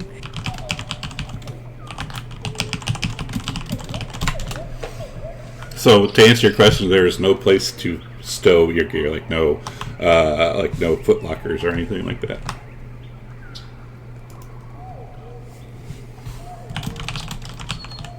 Nope. All right, so I is think only Calico gets a cabin, right? Yeah, but he- I gave my cabin away to Yeah. Sita and what's his name? Oh, yeah, okay. Ralph. I'm sleeping on deck Very nice. with the crew. the crew's going to go out onto the land. All right. Well, I'll keep at least a couple of them on board in case we're needed for watch. Yeah, their two will stay on board to keep watch. And Navala will also sleep in the forest. Her bedroll. She doesn't have a tent. Neither Okay. do I.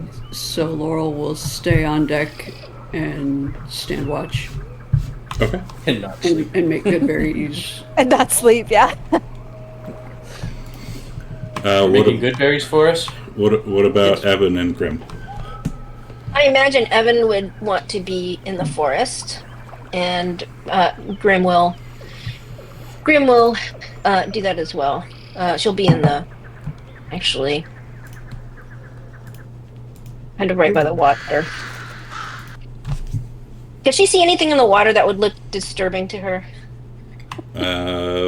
Perception or investigation, your choice.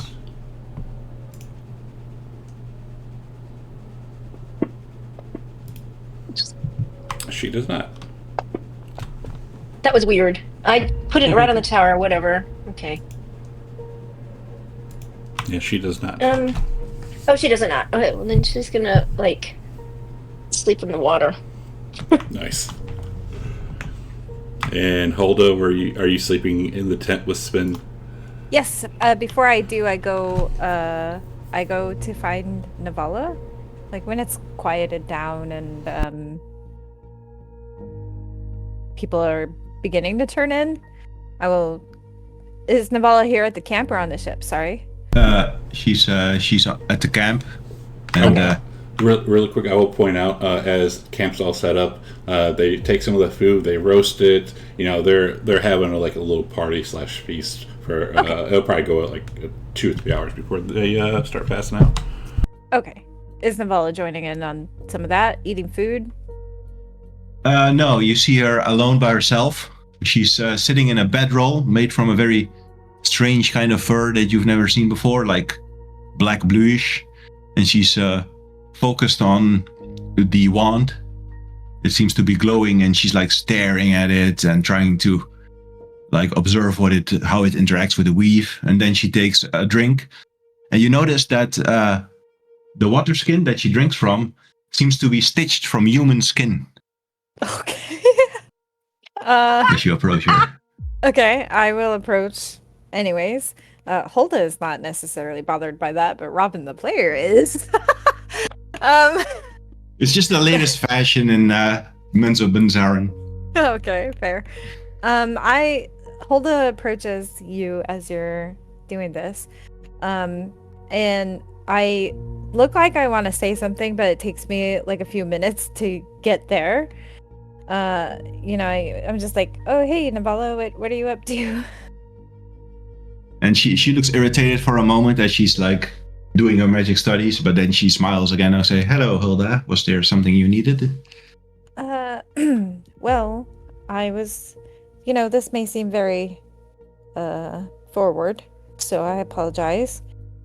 I was thinking, I know you like to use men, for purposes, and I have been taking what you've been telling me to heart. I was going to say, though, I had quite a lot of fun with Sven earlier, and if you wanted to join in and have some fun, Let's go. take a load off, you're more than welcome to. I think You see Navala raise her eyebrow, and she's staring at Hulda in silence for a few moments, and says, no, he's not my type. I see. Well, okay, that's it. And I just walk away. And she said, but wait, you should ask Grim. He's the bard's always in for a party from what I've seen. I will consider that. Or Evan. You just want to see me play 2 characters at once. I laugh and I say, I don't think Evan would be interested in that at all, because he Navala grins. views me as a sister. Okay, well... That's the kind of friendship you should foster, Hulda. It's very useful. Indeed. I do enjoy Evan's friendship, and I enjoy Grim's friendship, and I'm not sure that propositioning her with something like this is what I would be interested in for my friendship with Grim, but I will ask her nonetheless because I'm in the mood for some fun. And then I'll walk away. Okay, Navala will return to analyzing the wand, and then fire off another magic missile into a tree. I'll go find Grim. Grim is actually in the middle of a feast. I see. She's since we're retconning, because I thought we were just going to sleep, but this is if we're having this big feast and they've opened up those crates, and she's in the middle of all that crew getting to know them. And they're all over her except for Sven. And I'll recognize this, and I'll not interrupt Grim having a good time, so I will just make eye contact with Sven, and I will go to my tent to turn in for the night. And about 10 minutes later, he comes in. All right. All right. Well, give me Oh, another boy. performance. In the open or in the tower? Open's fine. Oh no! Oh, I'm having fun. He's not. No, other way around. He's having a good time. So 4 minutes later, oh yeah, and Okay. because it's not that quiet, some of the crew start laughing, and well, looks like Spin blew his load a little early. What can I say? These raiders are so crass, it's hilarious. And Gorm looks over at Grim, and you want to show him how it's done? Oh, she's thinking about it. We could join. One of the guards on deck. I wish he would do his chores that quickly. We could join him.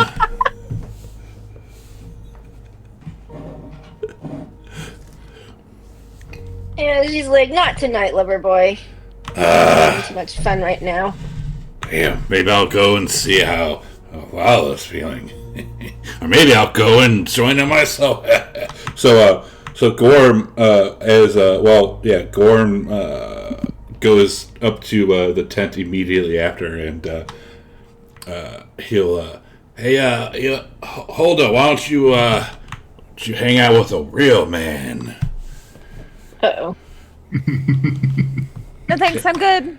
And you see Hulda Spin, like, grabs your, like, not grabs your arm, but, like, you see he's making a fist, and his knuckles are turning white, and he looks very agitated. No thanks, Gorm. We're good. Just Sven and I.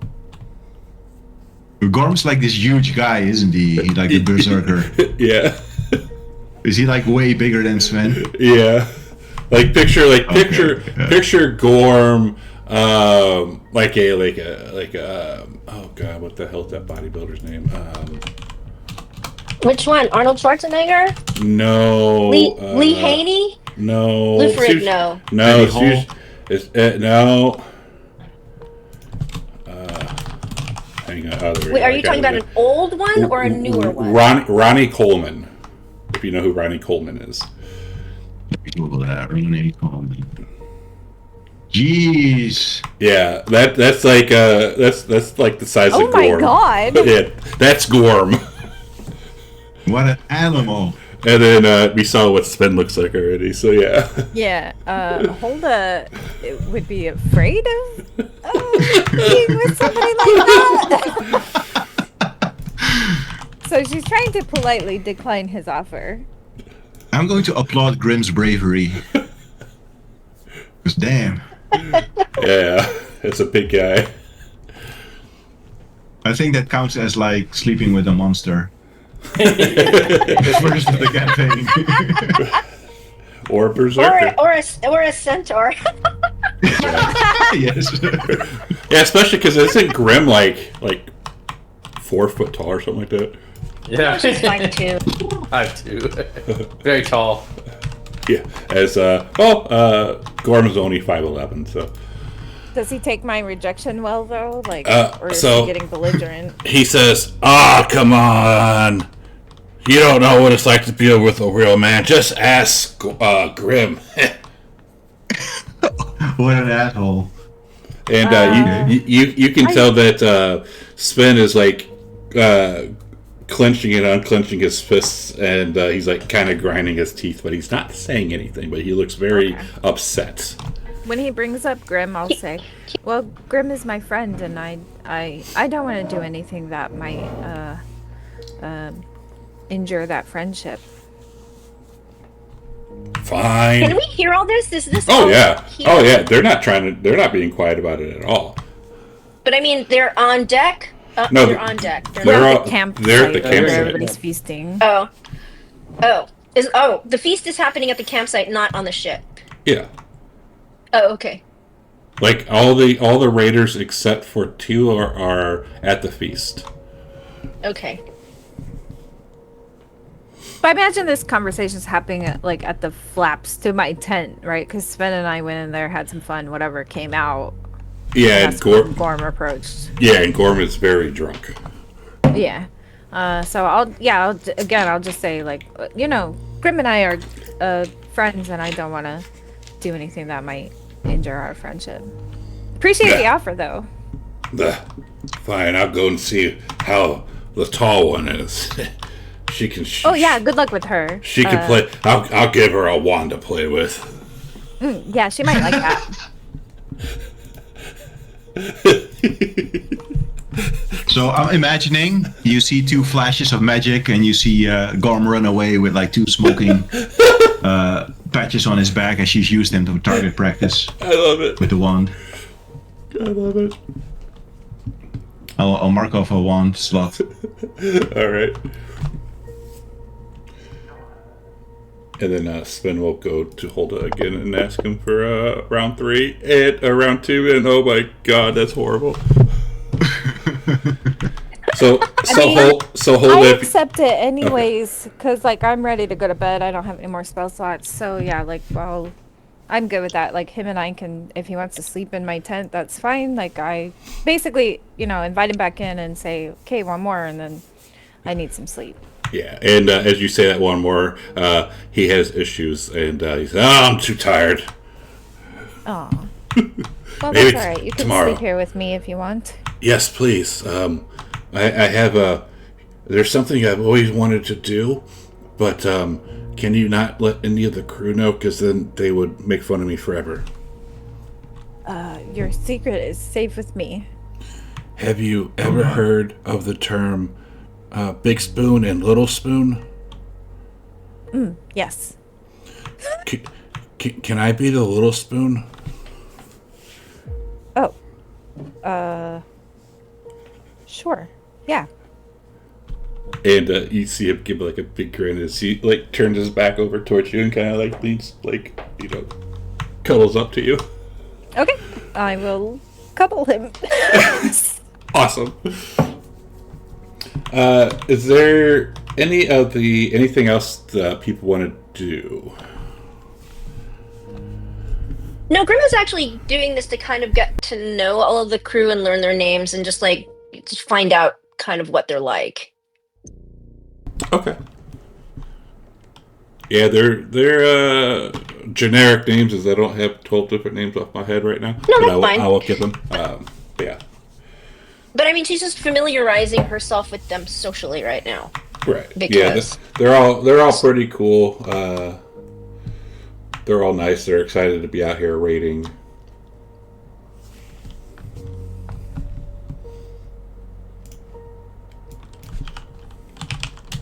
But she's definitely, drinking the meat and having a good time. All right.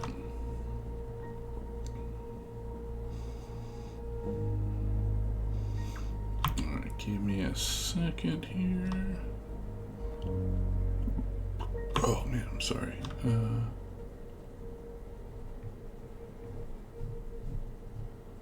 What about like Calico or Laurel or Evan? Laurel's and me are just on the ship stand and watch. Okay. I will sleep. She will not. Of course. Does burning that torch earlier, does that actually use up an entire torch for Evan when he went down into the root cellar? No, because I would assume, unless he stayed down there for a while, but if you're like, in and out in like 10 minutes or something like that. Okay, so I'll leave it alone in his inventory. I have something, I gotta find it. So if you want to talk amongst yourselves for a moment, so I can find this.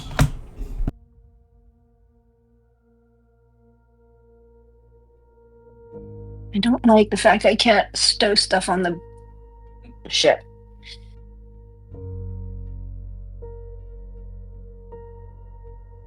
You can. You can put it with the cargo. Yeah, you can leave it on the ship. Okay. I'm just gonna put it in a corner. Like she said, I don't need to carry my, on a raid, I don't need to carry my 2 changes of costume and shit like that. And with a strength of 8, I don't want to be carrying that much weight anyway. Yeah, you can, if you go into your inventory, you see the little bag icon. If you click it until it's empty, Oh yeah, no, it doesn't counting it. Okay. Yeah, no, that's why I was, because I already have in my journal that she's stowed some stuff on the ship that she's not going to need. I was just making sure there was a place to do it, which is why I was asking before. Yeah, I'll do that too. She'll just hide it in a corner somewhere. Like, I don't need 13 rations with me because those things are heavy.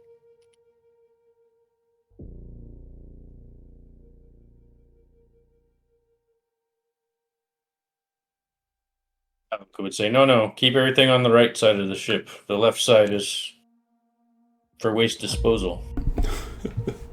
Waste Okay. disposal. All right, are we ready to continue? Yep. All right.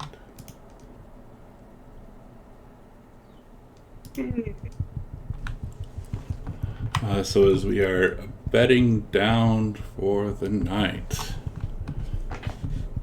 everybody falls asleep, including Laurel. Wow. I didn't think she could do that. So, as people are, you start to hear, you each start to feel like something hard, like you get like slapped in the face, and as you kind of come to, the first thing you kind of notice, everyone is like in a big circle, and you are all tied up. Your arms, you're all kind of like on a like a wooden platform with beams coming out of it. Your arms are tied up high onto the beams as your knees are on the ground, and you're fully tied up. Everyone, including the raiders. And you see hooded figures. You see fire, like torches lit, as somebody steps into view. And this is what she looks like. Holy shit! Oh my god! I think I know who that is. Hulda, you know that is Muda. Mommy. Not Mommy. evil at all. Mommy. Wow! I mean, mummy. As she starts walking around, and looking each of you up and down. And then you notice that in the center is another platform with Hulda tied up. And she walks up to Hulda. Please don't hurt them. As she starts to speak, she's in a very calm, almost like eerily calm voice. And that, more than anything, is how you know this is over. She stands before you with the same stillness she had once reserved for judgment and praise alike. Hands folded, spine straight, eyes steady.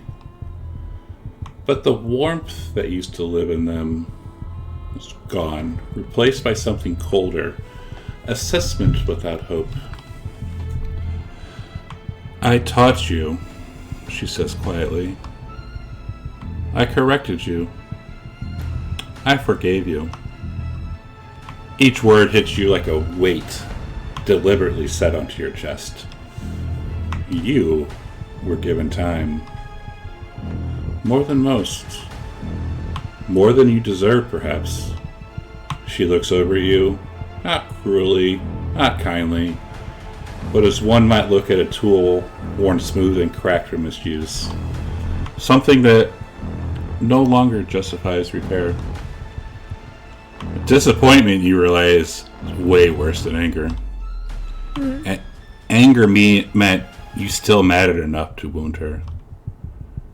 Disappointment means she had already finished grieving the version of you that might have been useful. You were meant to become something. Instead, you remained this.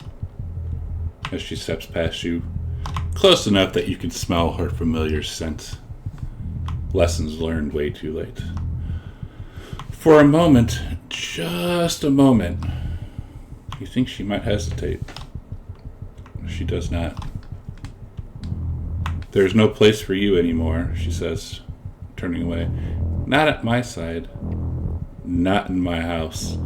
Not in my thoughts. As she looks over at the rest of the party. No, please. This is what happens when you steal from the Ironwood Witches. And, Please, I'll do anything. Please don't hurt them. Please. and then she says, if you make a noise, they will all join you. And you see her take this very large dagger. The rest of the party sees this. As she stabs it into Hulda's back. And she's carving, she takes it from the very top of her spine and carves it all the way down. And she takes the back, the flaps of her back, she takes it and pins it onto either side. As blood is gushing out of her at this point. And then she starts breaking your ribs open, Hulda. I'm dead for sure, right? Like. And as she does this, then she takes your lungs and stretches them over your shoulders. What the fuck? What the fuck? And as you start to lose consciousness and you start leaving this world, you see Sven like he's straining against these ropes as best as he can, and he calls out, "Witch, I swear unto Vanir, I will have my revenge on you." See, guys, he does love me. And then Hulda, she lights this pyre on fire.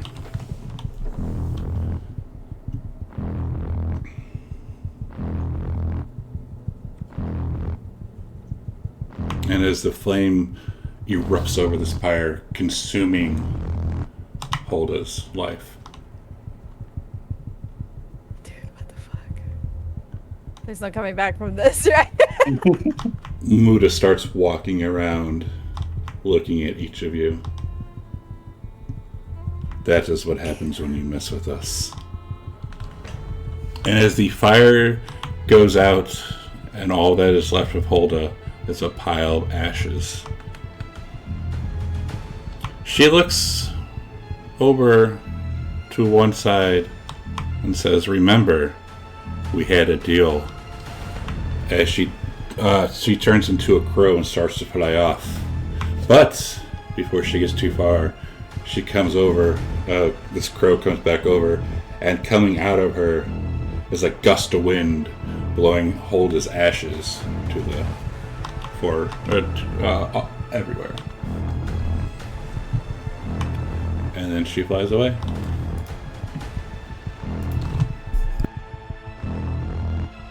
And then we wake up. And it was all a dream? It was all a dream, right? We just dreamed that. So we're just tied here. We can't free ourselves. It was just a dream. He disconnected.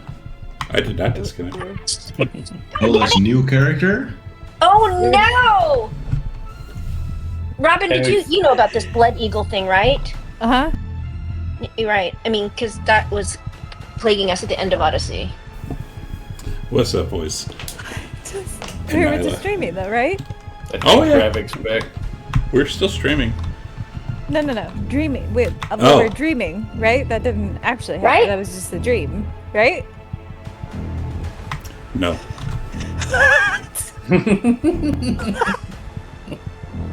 No. You Wait. shouldn't have killed Snack, I guess. Wait, are we all still tied up? So we can't get out? You are still. A couple of times. You are still tied up. I'm dead? Hulda is dead. Apparently, we're gonna die too because we're gonna starve to death. That's savage. Grim is trying to get out of her. Grim is like freaking out and trying to get out of her whatever the bonds. Like, is there a role for that? Are You the can- witches gone? Or the witches, they all the, left? The witches are gone. Or Grim, you could do a sleight of hand if you wish. Dude, I'm dead. What the fuck? I keep on. God damn it! You. I'm putting it right on the tower. Slowly but surely, eventually, after probably 10 minutes, make your get out of these bonds as all the raiders are crying out, and Spin is very pissed. Oh, he does love me.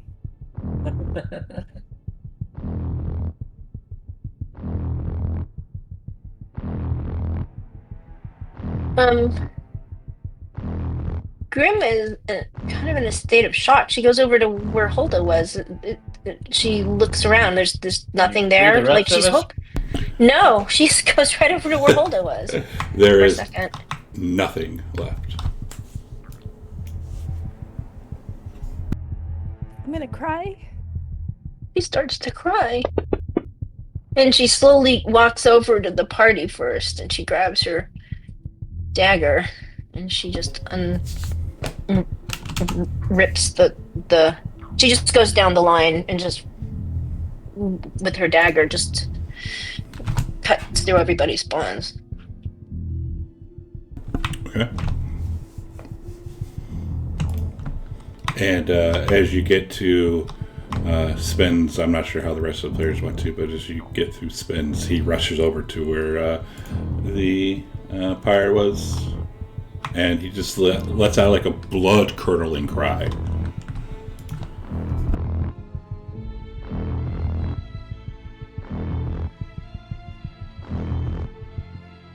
Is there anything left of her? Her possessions or anything? There's nothing left Except the stuff I left on the ship. except My the satchel? ship. Correct. My satchel, I'll go- my medallion. Oh no, Okay, she I was was wearing gonna the say medallion. I was gonna check for the medallion. I was wearing it. Would it have also been immolated? It was metal. Yeah. Maybe the medallion's left over? The medallion can be there very, very, very, very, very, very, very scorched. Calico would pick up the scorched medallion and keep it for a keepsake. Unless Oh, Sven I'll got put it that because in the he party ran out. sheet. Unless, So what time Well, what I time is it now? Is it morning now or what? No, it's middle of the night. well, I mean, I'll put it in the party if you said that medallion was there when Grim went there by herself, Yeah, you would have seen she would have that. found that. Yeah, because Picked it up. that gust of wind blew everything away except that medallion would be just sitting there. Well, Grim would have grabbed it.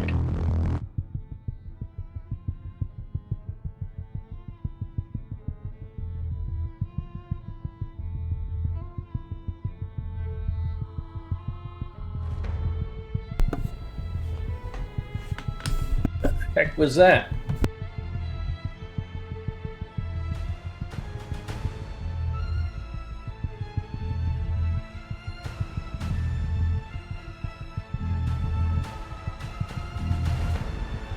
I'm dead. I can't say anything now, so.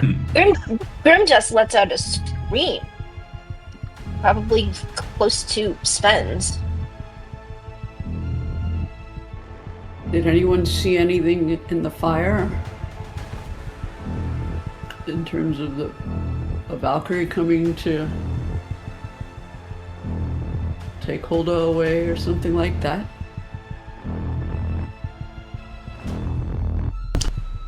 Oops, sorry, you do not.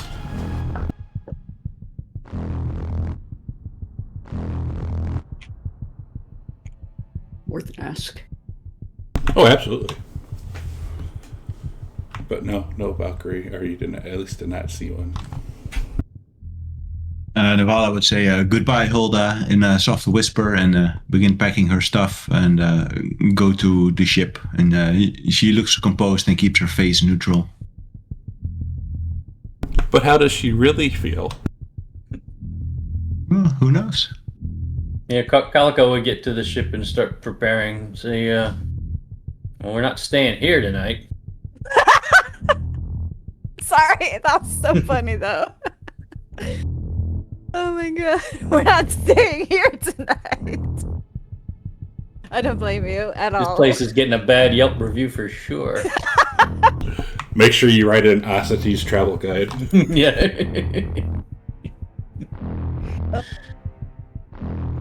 I'm like actually dead. I'm still just. Why do you seem surprised, Robin? Because, I mean, you would be too, right? You've been wanting to die this whole time. Didn't you plan this with Giorgio? It feels planned. Not like this. I think we're all still in denial stage. I'm in denial. You've been unplugged from the Matrix. So, Calico, as you're on ship getting ready, you feel like a little rustling in your pack. I will check the pack. And that wicker rat that Hulda gave you is in there looking at you. I'll look back at it. And you hear a voice in your head. Don't worry, my body might be gone, but my spirit lives. Is that you, Hulda? Yes.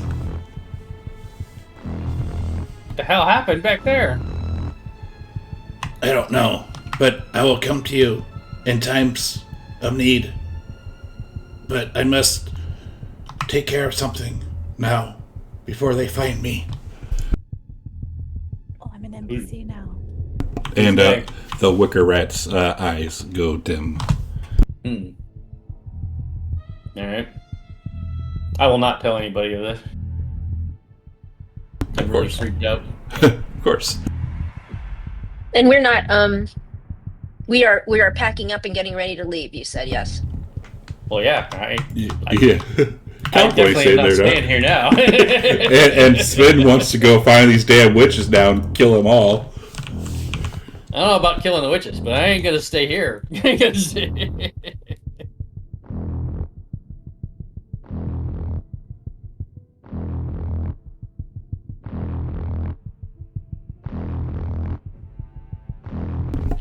I'm herding the crew on board. Okay.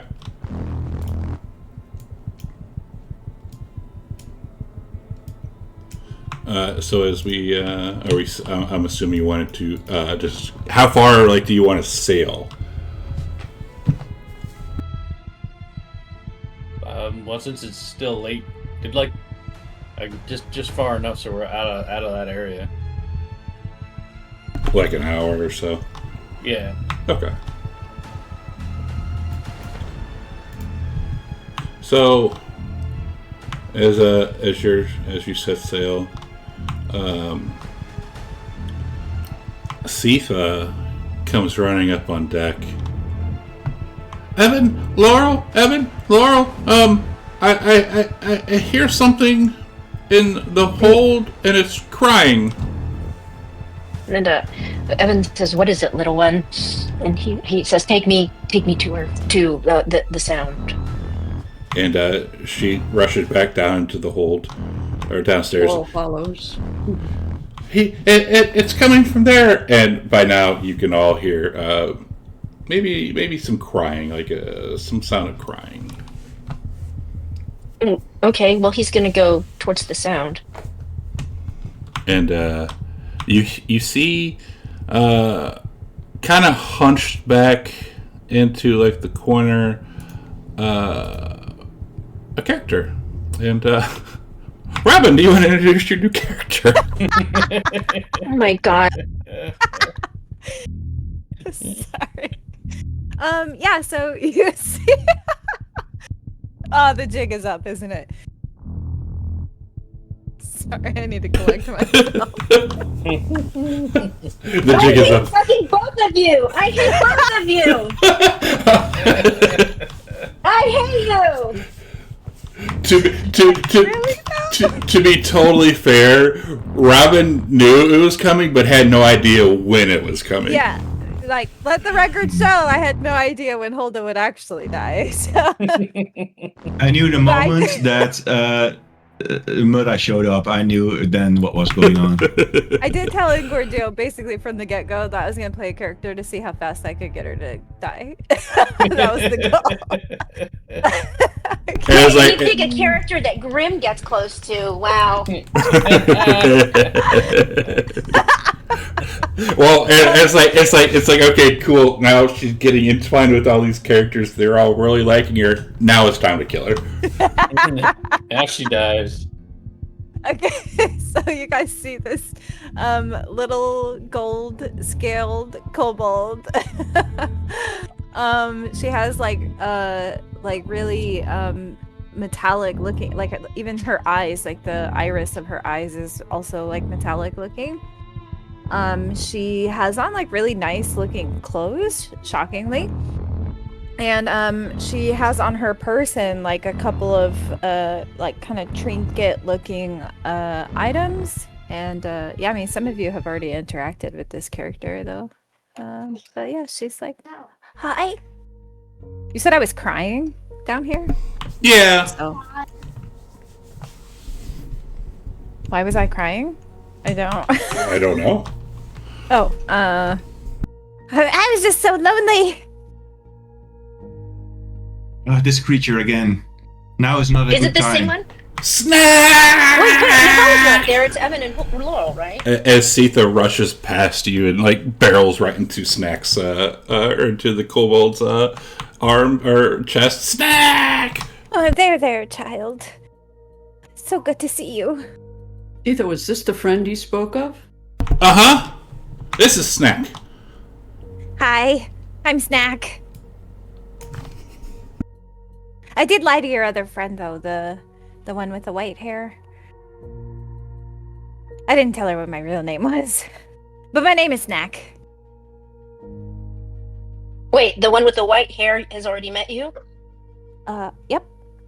She found me down here, and then I gave her a pouch of gold, and she said she wouldn't tell anybody I was on the ship.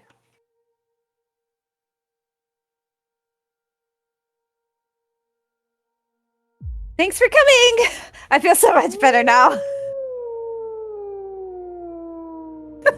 Everybody hates me right now.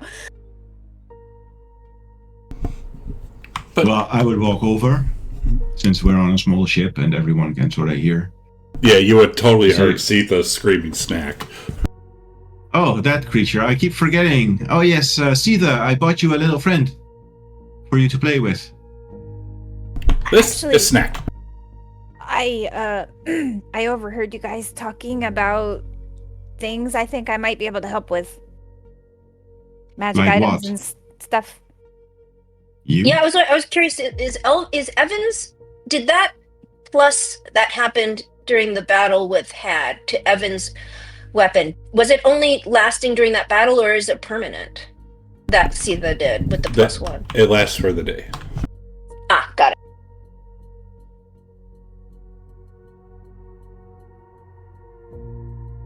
I know a lot about magic items, so I could be useful to your crew here. As you You're can a see, wizard too? I'm not a wizard. What are you then? In my land, I'm a tinker. What? A tinker. I look over at the rest as if they would know what that means. I like to make magic items. Oh. I'm quite good at it. Things. Crafter. Mm-hmm. Right, well, you can stay on the ship and make us some magic items if you want. Though I doubt you'll be able to. Well, I'm also quite good at adventuring too. I am really good at making like healing potions and bombs. I don't need any money. Well, I mean, need a little bit of money. But I'd like to help you guys if you'll have me. Staying in this crate really sucks. I'm sorry Aren't I you snuck a aboard your kobold? ship. Yep. That's what I A am. kobold adventurer? I've never heard of something that ridiculous. What's the kobold? I mean, obviously you are, but I've never They heard are, of one. where I am from, they are something like what you would call a rat. They are a pest. They infest little caves and they worship dragons. Sorry, I don't know what a dragon is. Absolutely not. We do not worship dragons. Not all kobolds. I mean, once I was enslaved to a dragon, but that's neither here nor there.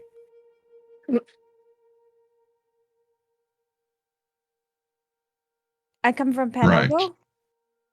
I got stuck here. There was like rainbow light. I lost contact with some friends. Some very good friends. Didn't Navala say that that's how she? Have we picked up from her comments and like in the Tower of she Keckle told and that, stuff? yeah. Yeah, so she says, so you're from the same world, Same and with you Chitha got, herself. and you got transported here probably the same way.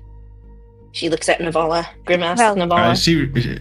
I doubt this kobold is from the same world as I am. She said she was from something called Panovo. I've never heard of that. I mean, okay, I'll be entirely forthcoming with you. In my world, I am a scholar.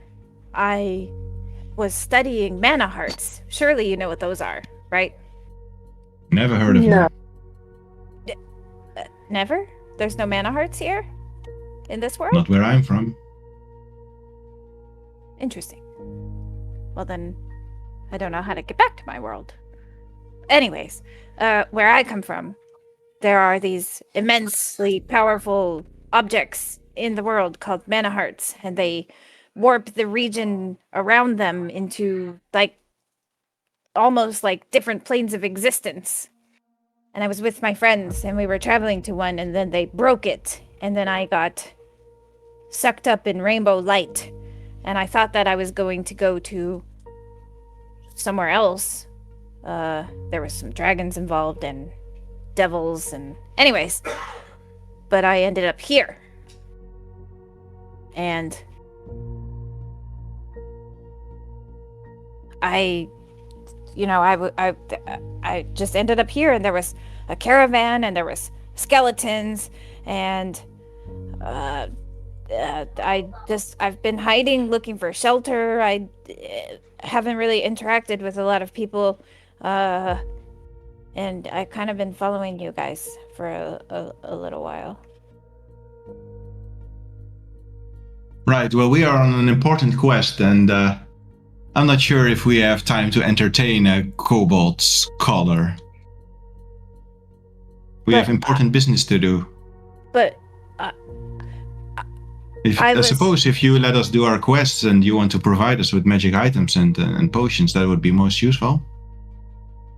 But I'm not sure if we can get you back home. But I think, okay, if I just would like to accompany you, raiding. I heard you guys were going raiding. I would like to do that.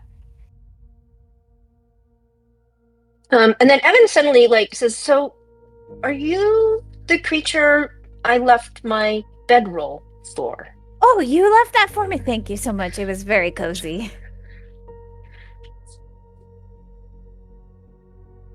I was wondering where that bedroll came from. It was so cozy. And I think he left some of his rations too. Oh, yep. Food. Thank you. Wow, I thought that Dranoth left those for me or something. Who's Dranoth? Well, you know, the dragon god of justice and law and all things good. Dranoth. No, just me.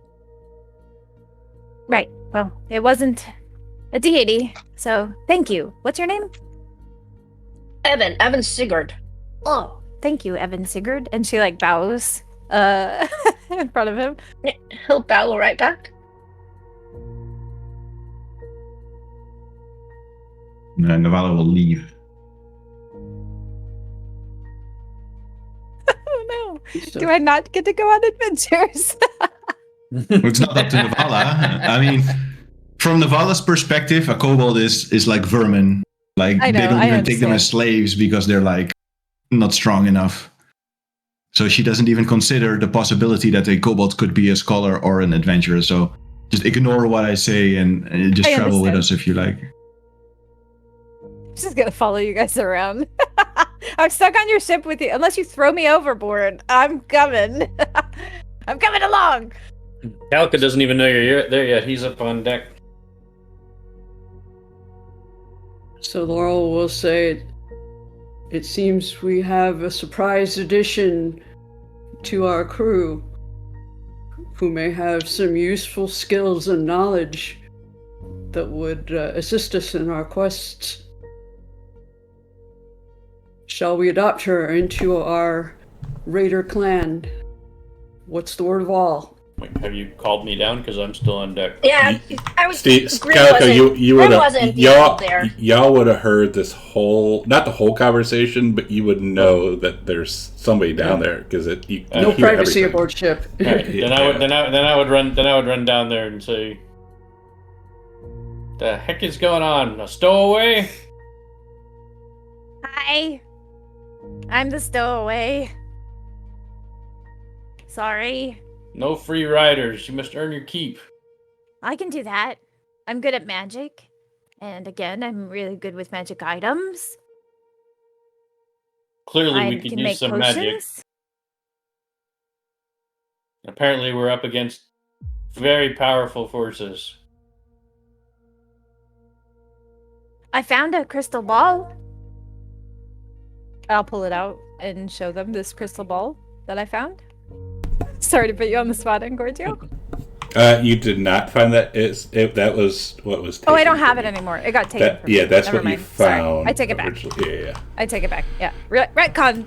I don't show them the crystal ball. I don't have it anymore. I don't see anything. I don't see You can totally mention that you found that when you got here, but it was like taken from you. Okay, yeah, I will tell them that I found a crystal ball, but it was taken from me. A garden nowhere took it from me. That's right. Calico would say then, "You risk your life coming with us." Well, that's okay. And he says, then so be it. Do not betray us. Never. You let me stow away on your ship, and so far have been relatively nice to me. I appreciate it. Thank you very much.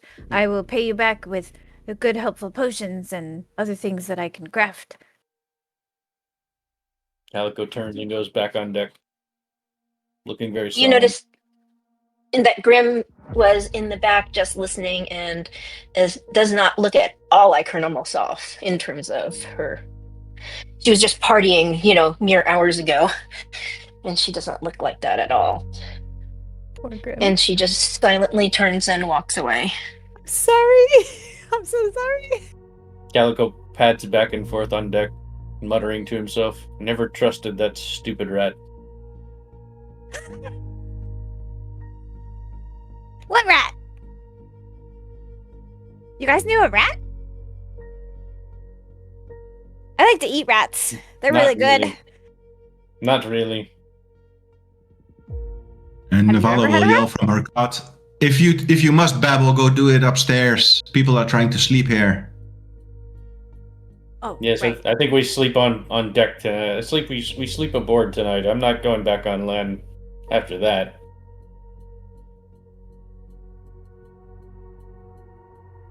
Giorgio. Can I have Snack's character sheet? I released it. Oh, I did. I see it. Thank you. Huzzah! Snack. All right. Well, as if you look, you see Spin is up with his axe, and he has a sharpening tool, sharpening the axe and muttering how he's going to kill the witches for doing this to his beloved. Does it? Yeah. Sven is out for blood. Yes. As you hear that howl, and the other raiders are looking around, kind of frightened, but Spin does not give a shit. And as we bed down and finally try and get some rest, evil's plaguing your mind, baby. I think it's a good place to do the thing as we stop. Yay, do the thing. Grimm's help finally helped Navala unlock her wizardry. Well, see, Grim doesn't trust Navala, but she also That's just smart of her. understood what Navala was saying, and she does have some sympathy for someone trying to figure out stuff. So Poor Hulda. Poor Hulda. I I guess was not expecting that to happen. I guess Calico has switched over his vengeance to just being a vengeance against the the one that defeated the captain. Then Poor Hulda. I can no longer be a rival of Hulda. You can be a rival of Snack if you so wish. But it wouldn't work with the way the No, bond you don't. goes. You have a different bond. So I think you told me last time in Gorgio to just level up with the Tasha's Bard. Okay, I don't remember, but probably. Yeah, because there's no Raider's Bard, right? There's a ranger. Yeah, there is. There was There's no. a Raider's Bard. Yeah, there was no back or. Yeah, use a Tasha's Bard because it already gave you your thing, right? I don't remember what you get as a bard. Right. I mean, it only let me pick Well, one, and I just had to make. what did you use last time? Just use the same thing. I'm almost positive Tasha's, because I didn't even see a Raider's Bard on there. Just use what you used last time. Okay, I'm pretty sure it was Tasha's. I should write this down. Let me write this down.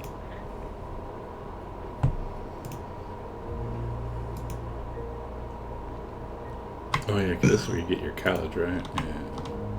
Yeah, that's the problem. I mean, do you guys see a Raider's Bard? I don't see a Raider's Bard. Is it under Well, no. subclasses? The subclass will be in there. It should use that bard, and it should give you the choice to pick the class. It should, and if not, then we'll figure it out. Oh, okay. Okay, so use the Tasha's, right?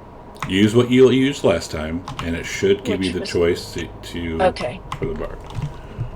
Should give you the College of the Seers choice. It should. And if not, we'll figure it out.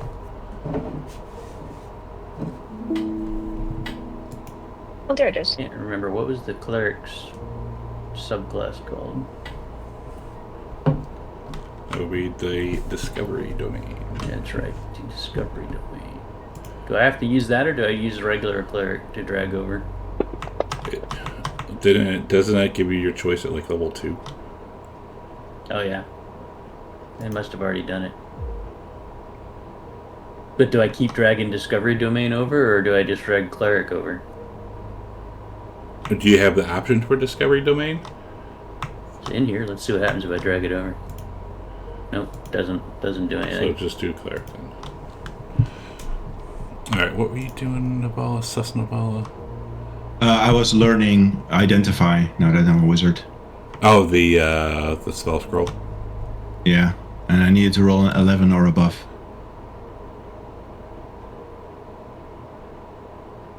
Okay, so you have Identify. Wait, why did you get... oh, because you have it... Why'd you I get have advantage? Inspiration. I use Inspiration. Wait till you guys What? see what magic items I can make for you. Sus Snack. They'll like me eventually. Yeah, they'll like you so much. They'll like you so much that they all forget about Hulda, except for Spin. Grip's gonna hate Snack Yes, she is. for a while.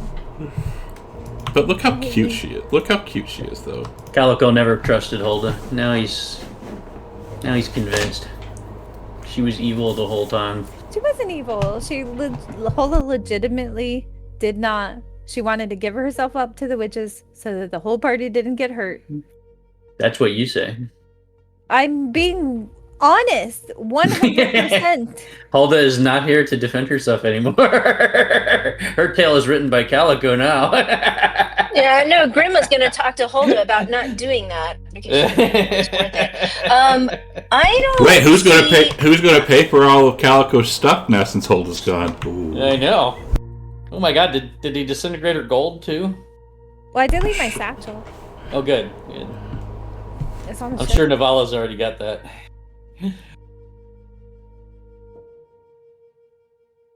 with all my writings about the party. Yeah, they might find something if they go through her satchel. I'm going to have to finish this up later. I have to go to work. That's fine.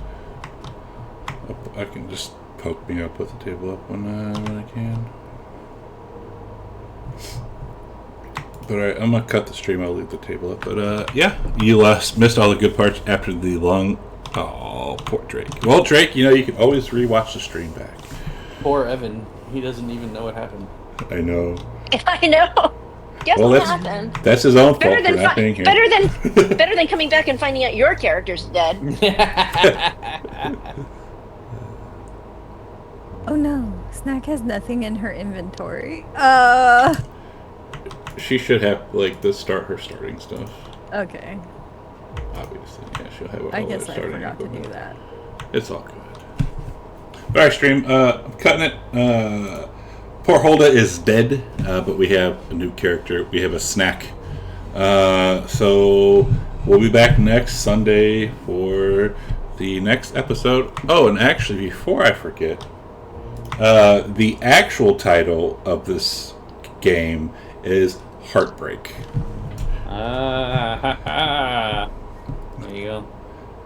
Instead of all the sus letters, it is actually hEarTbreak.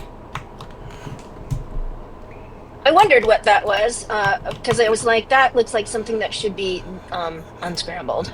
Yes, it is. It is hEarTbreak. I couldn't just say heartbreak and they were like, okay, well, something's going to happen.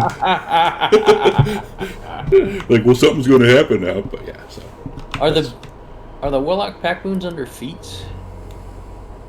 Probably.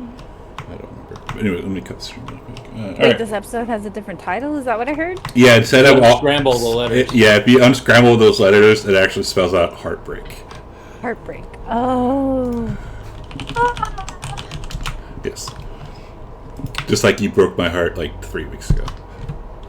I didn't break your heart. Snack. Snack is here. True, Snack is not here, and now I am her DM. Alright, yeah, thanks stream for hanging out. We'll be back next week with the next game. New character. We do have a new intro that Drake sent me a few weeks ago, actually. So, but thanks for hanging out, and we'll see you next time. Goodbye.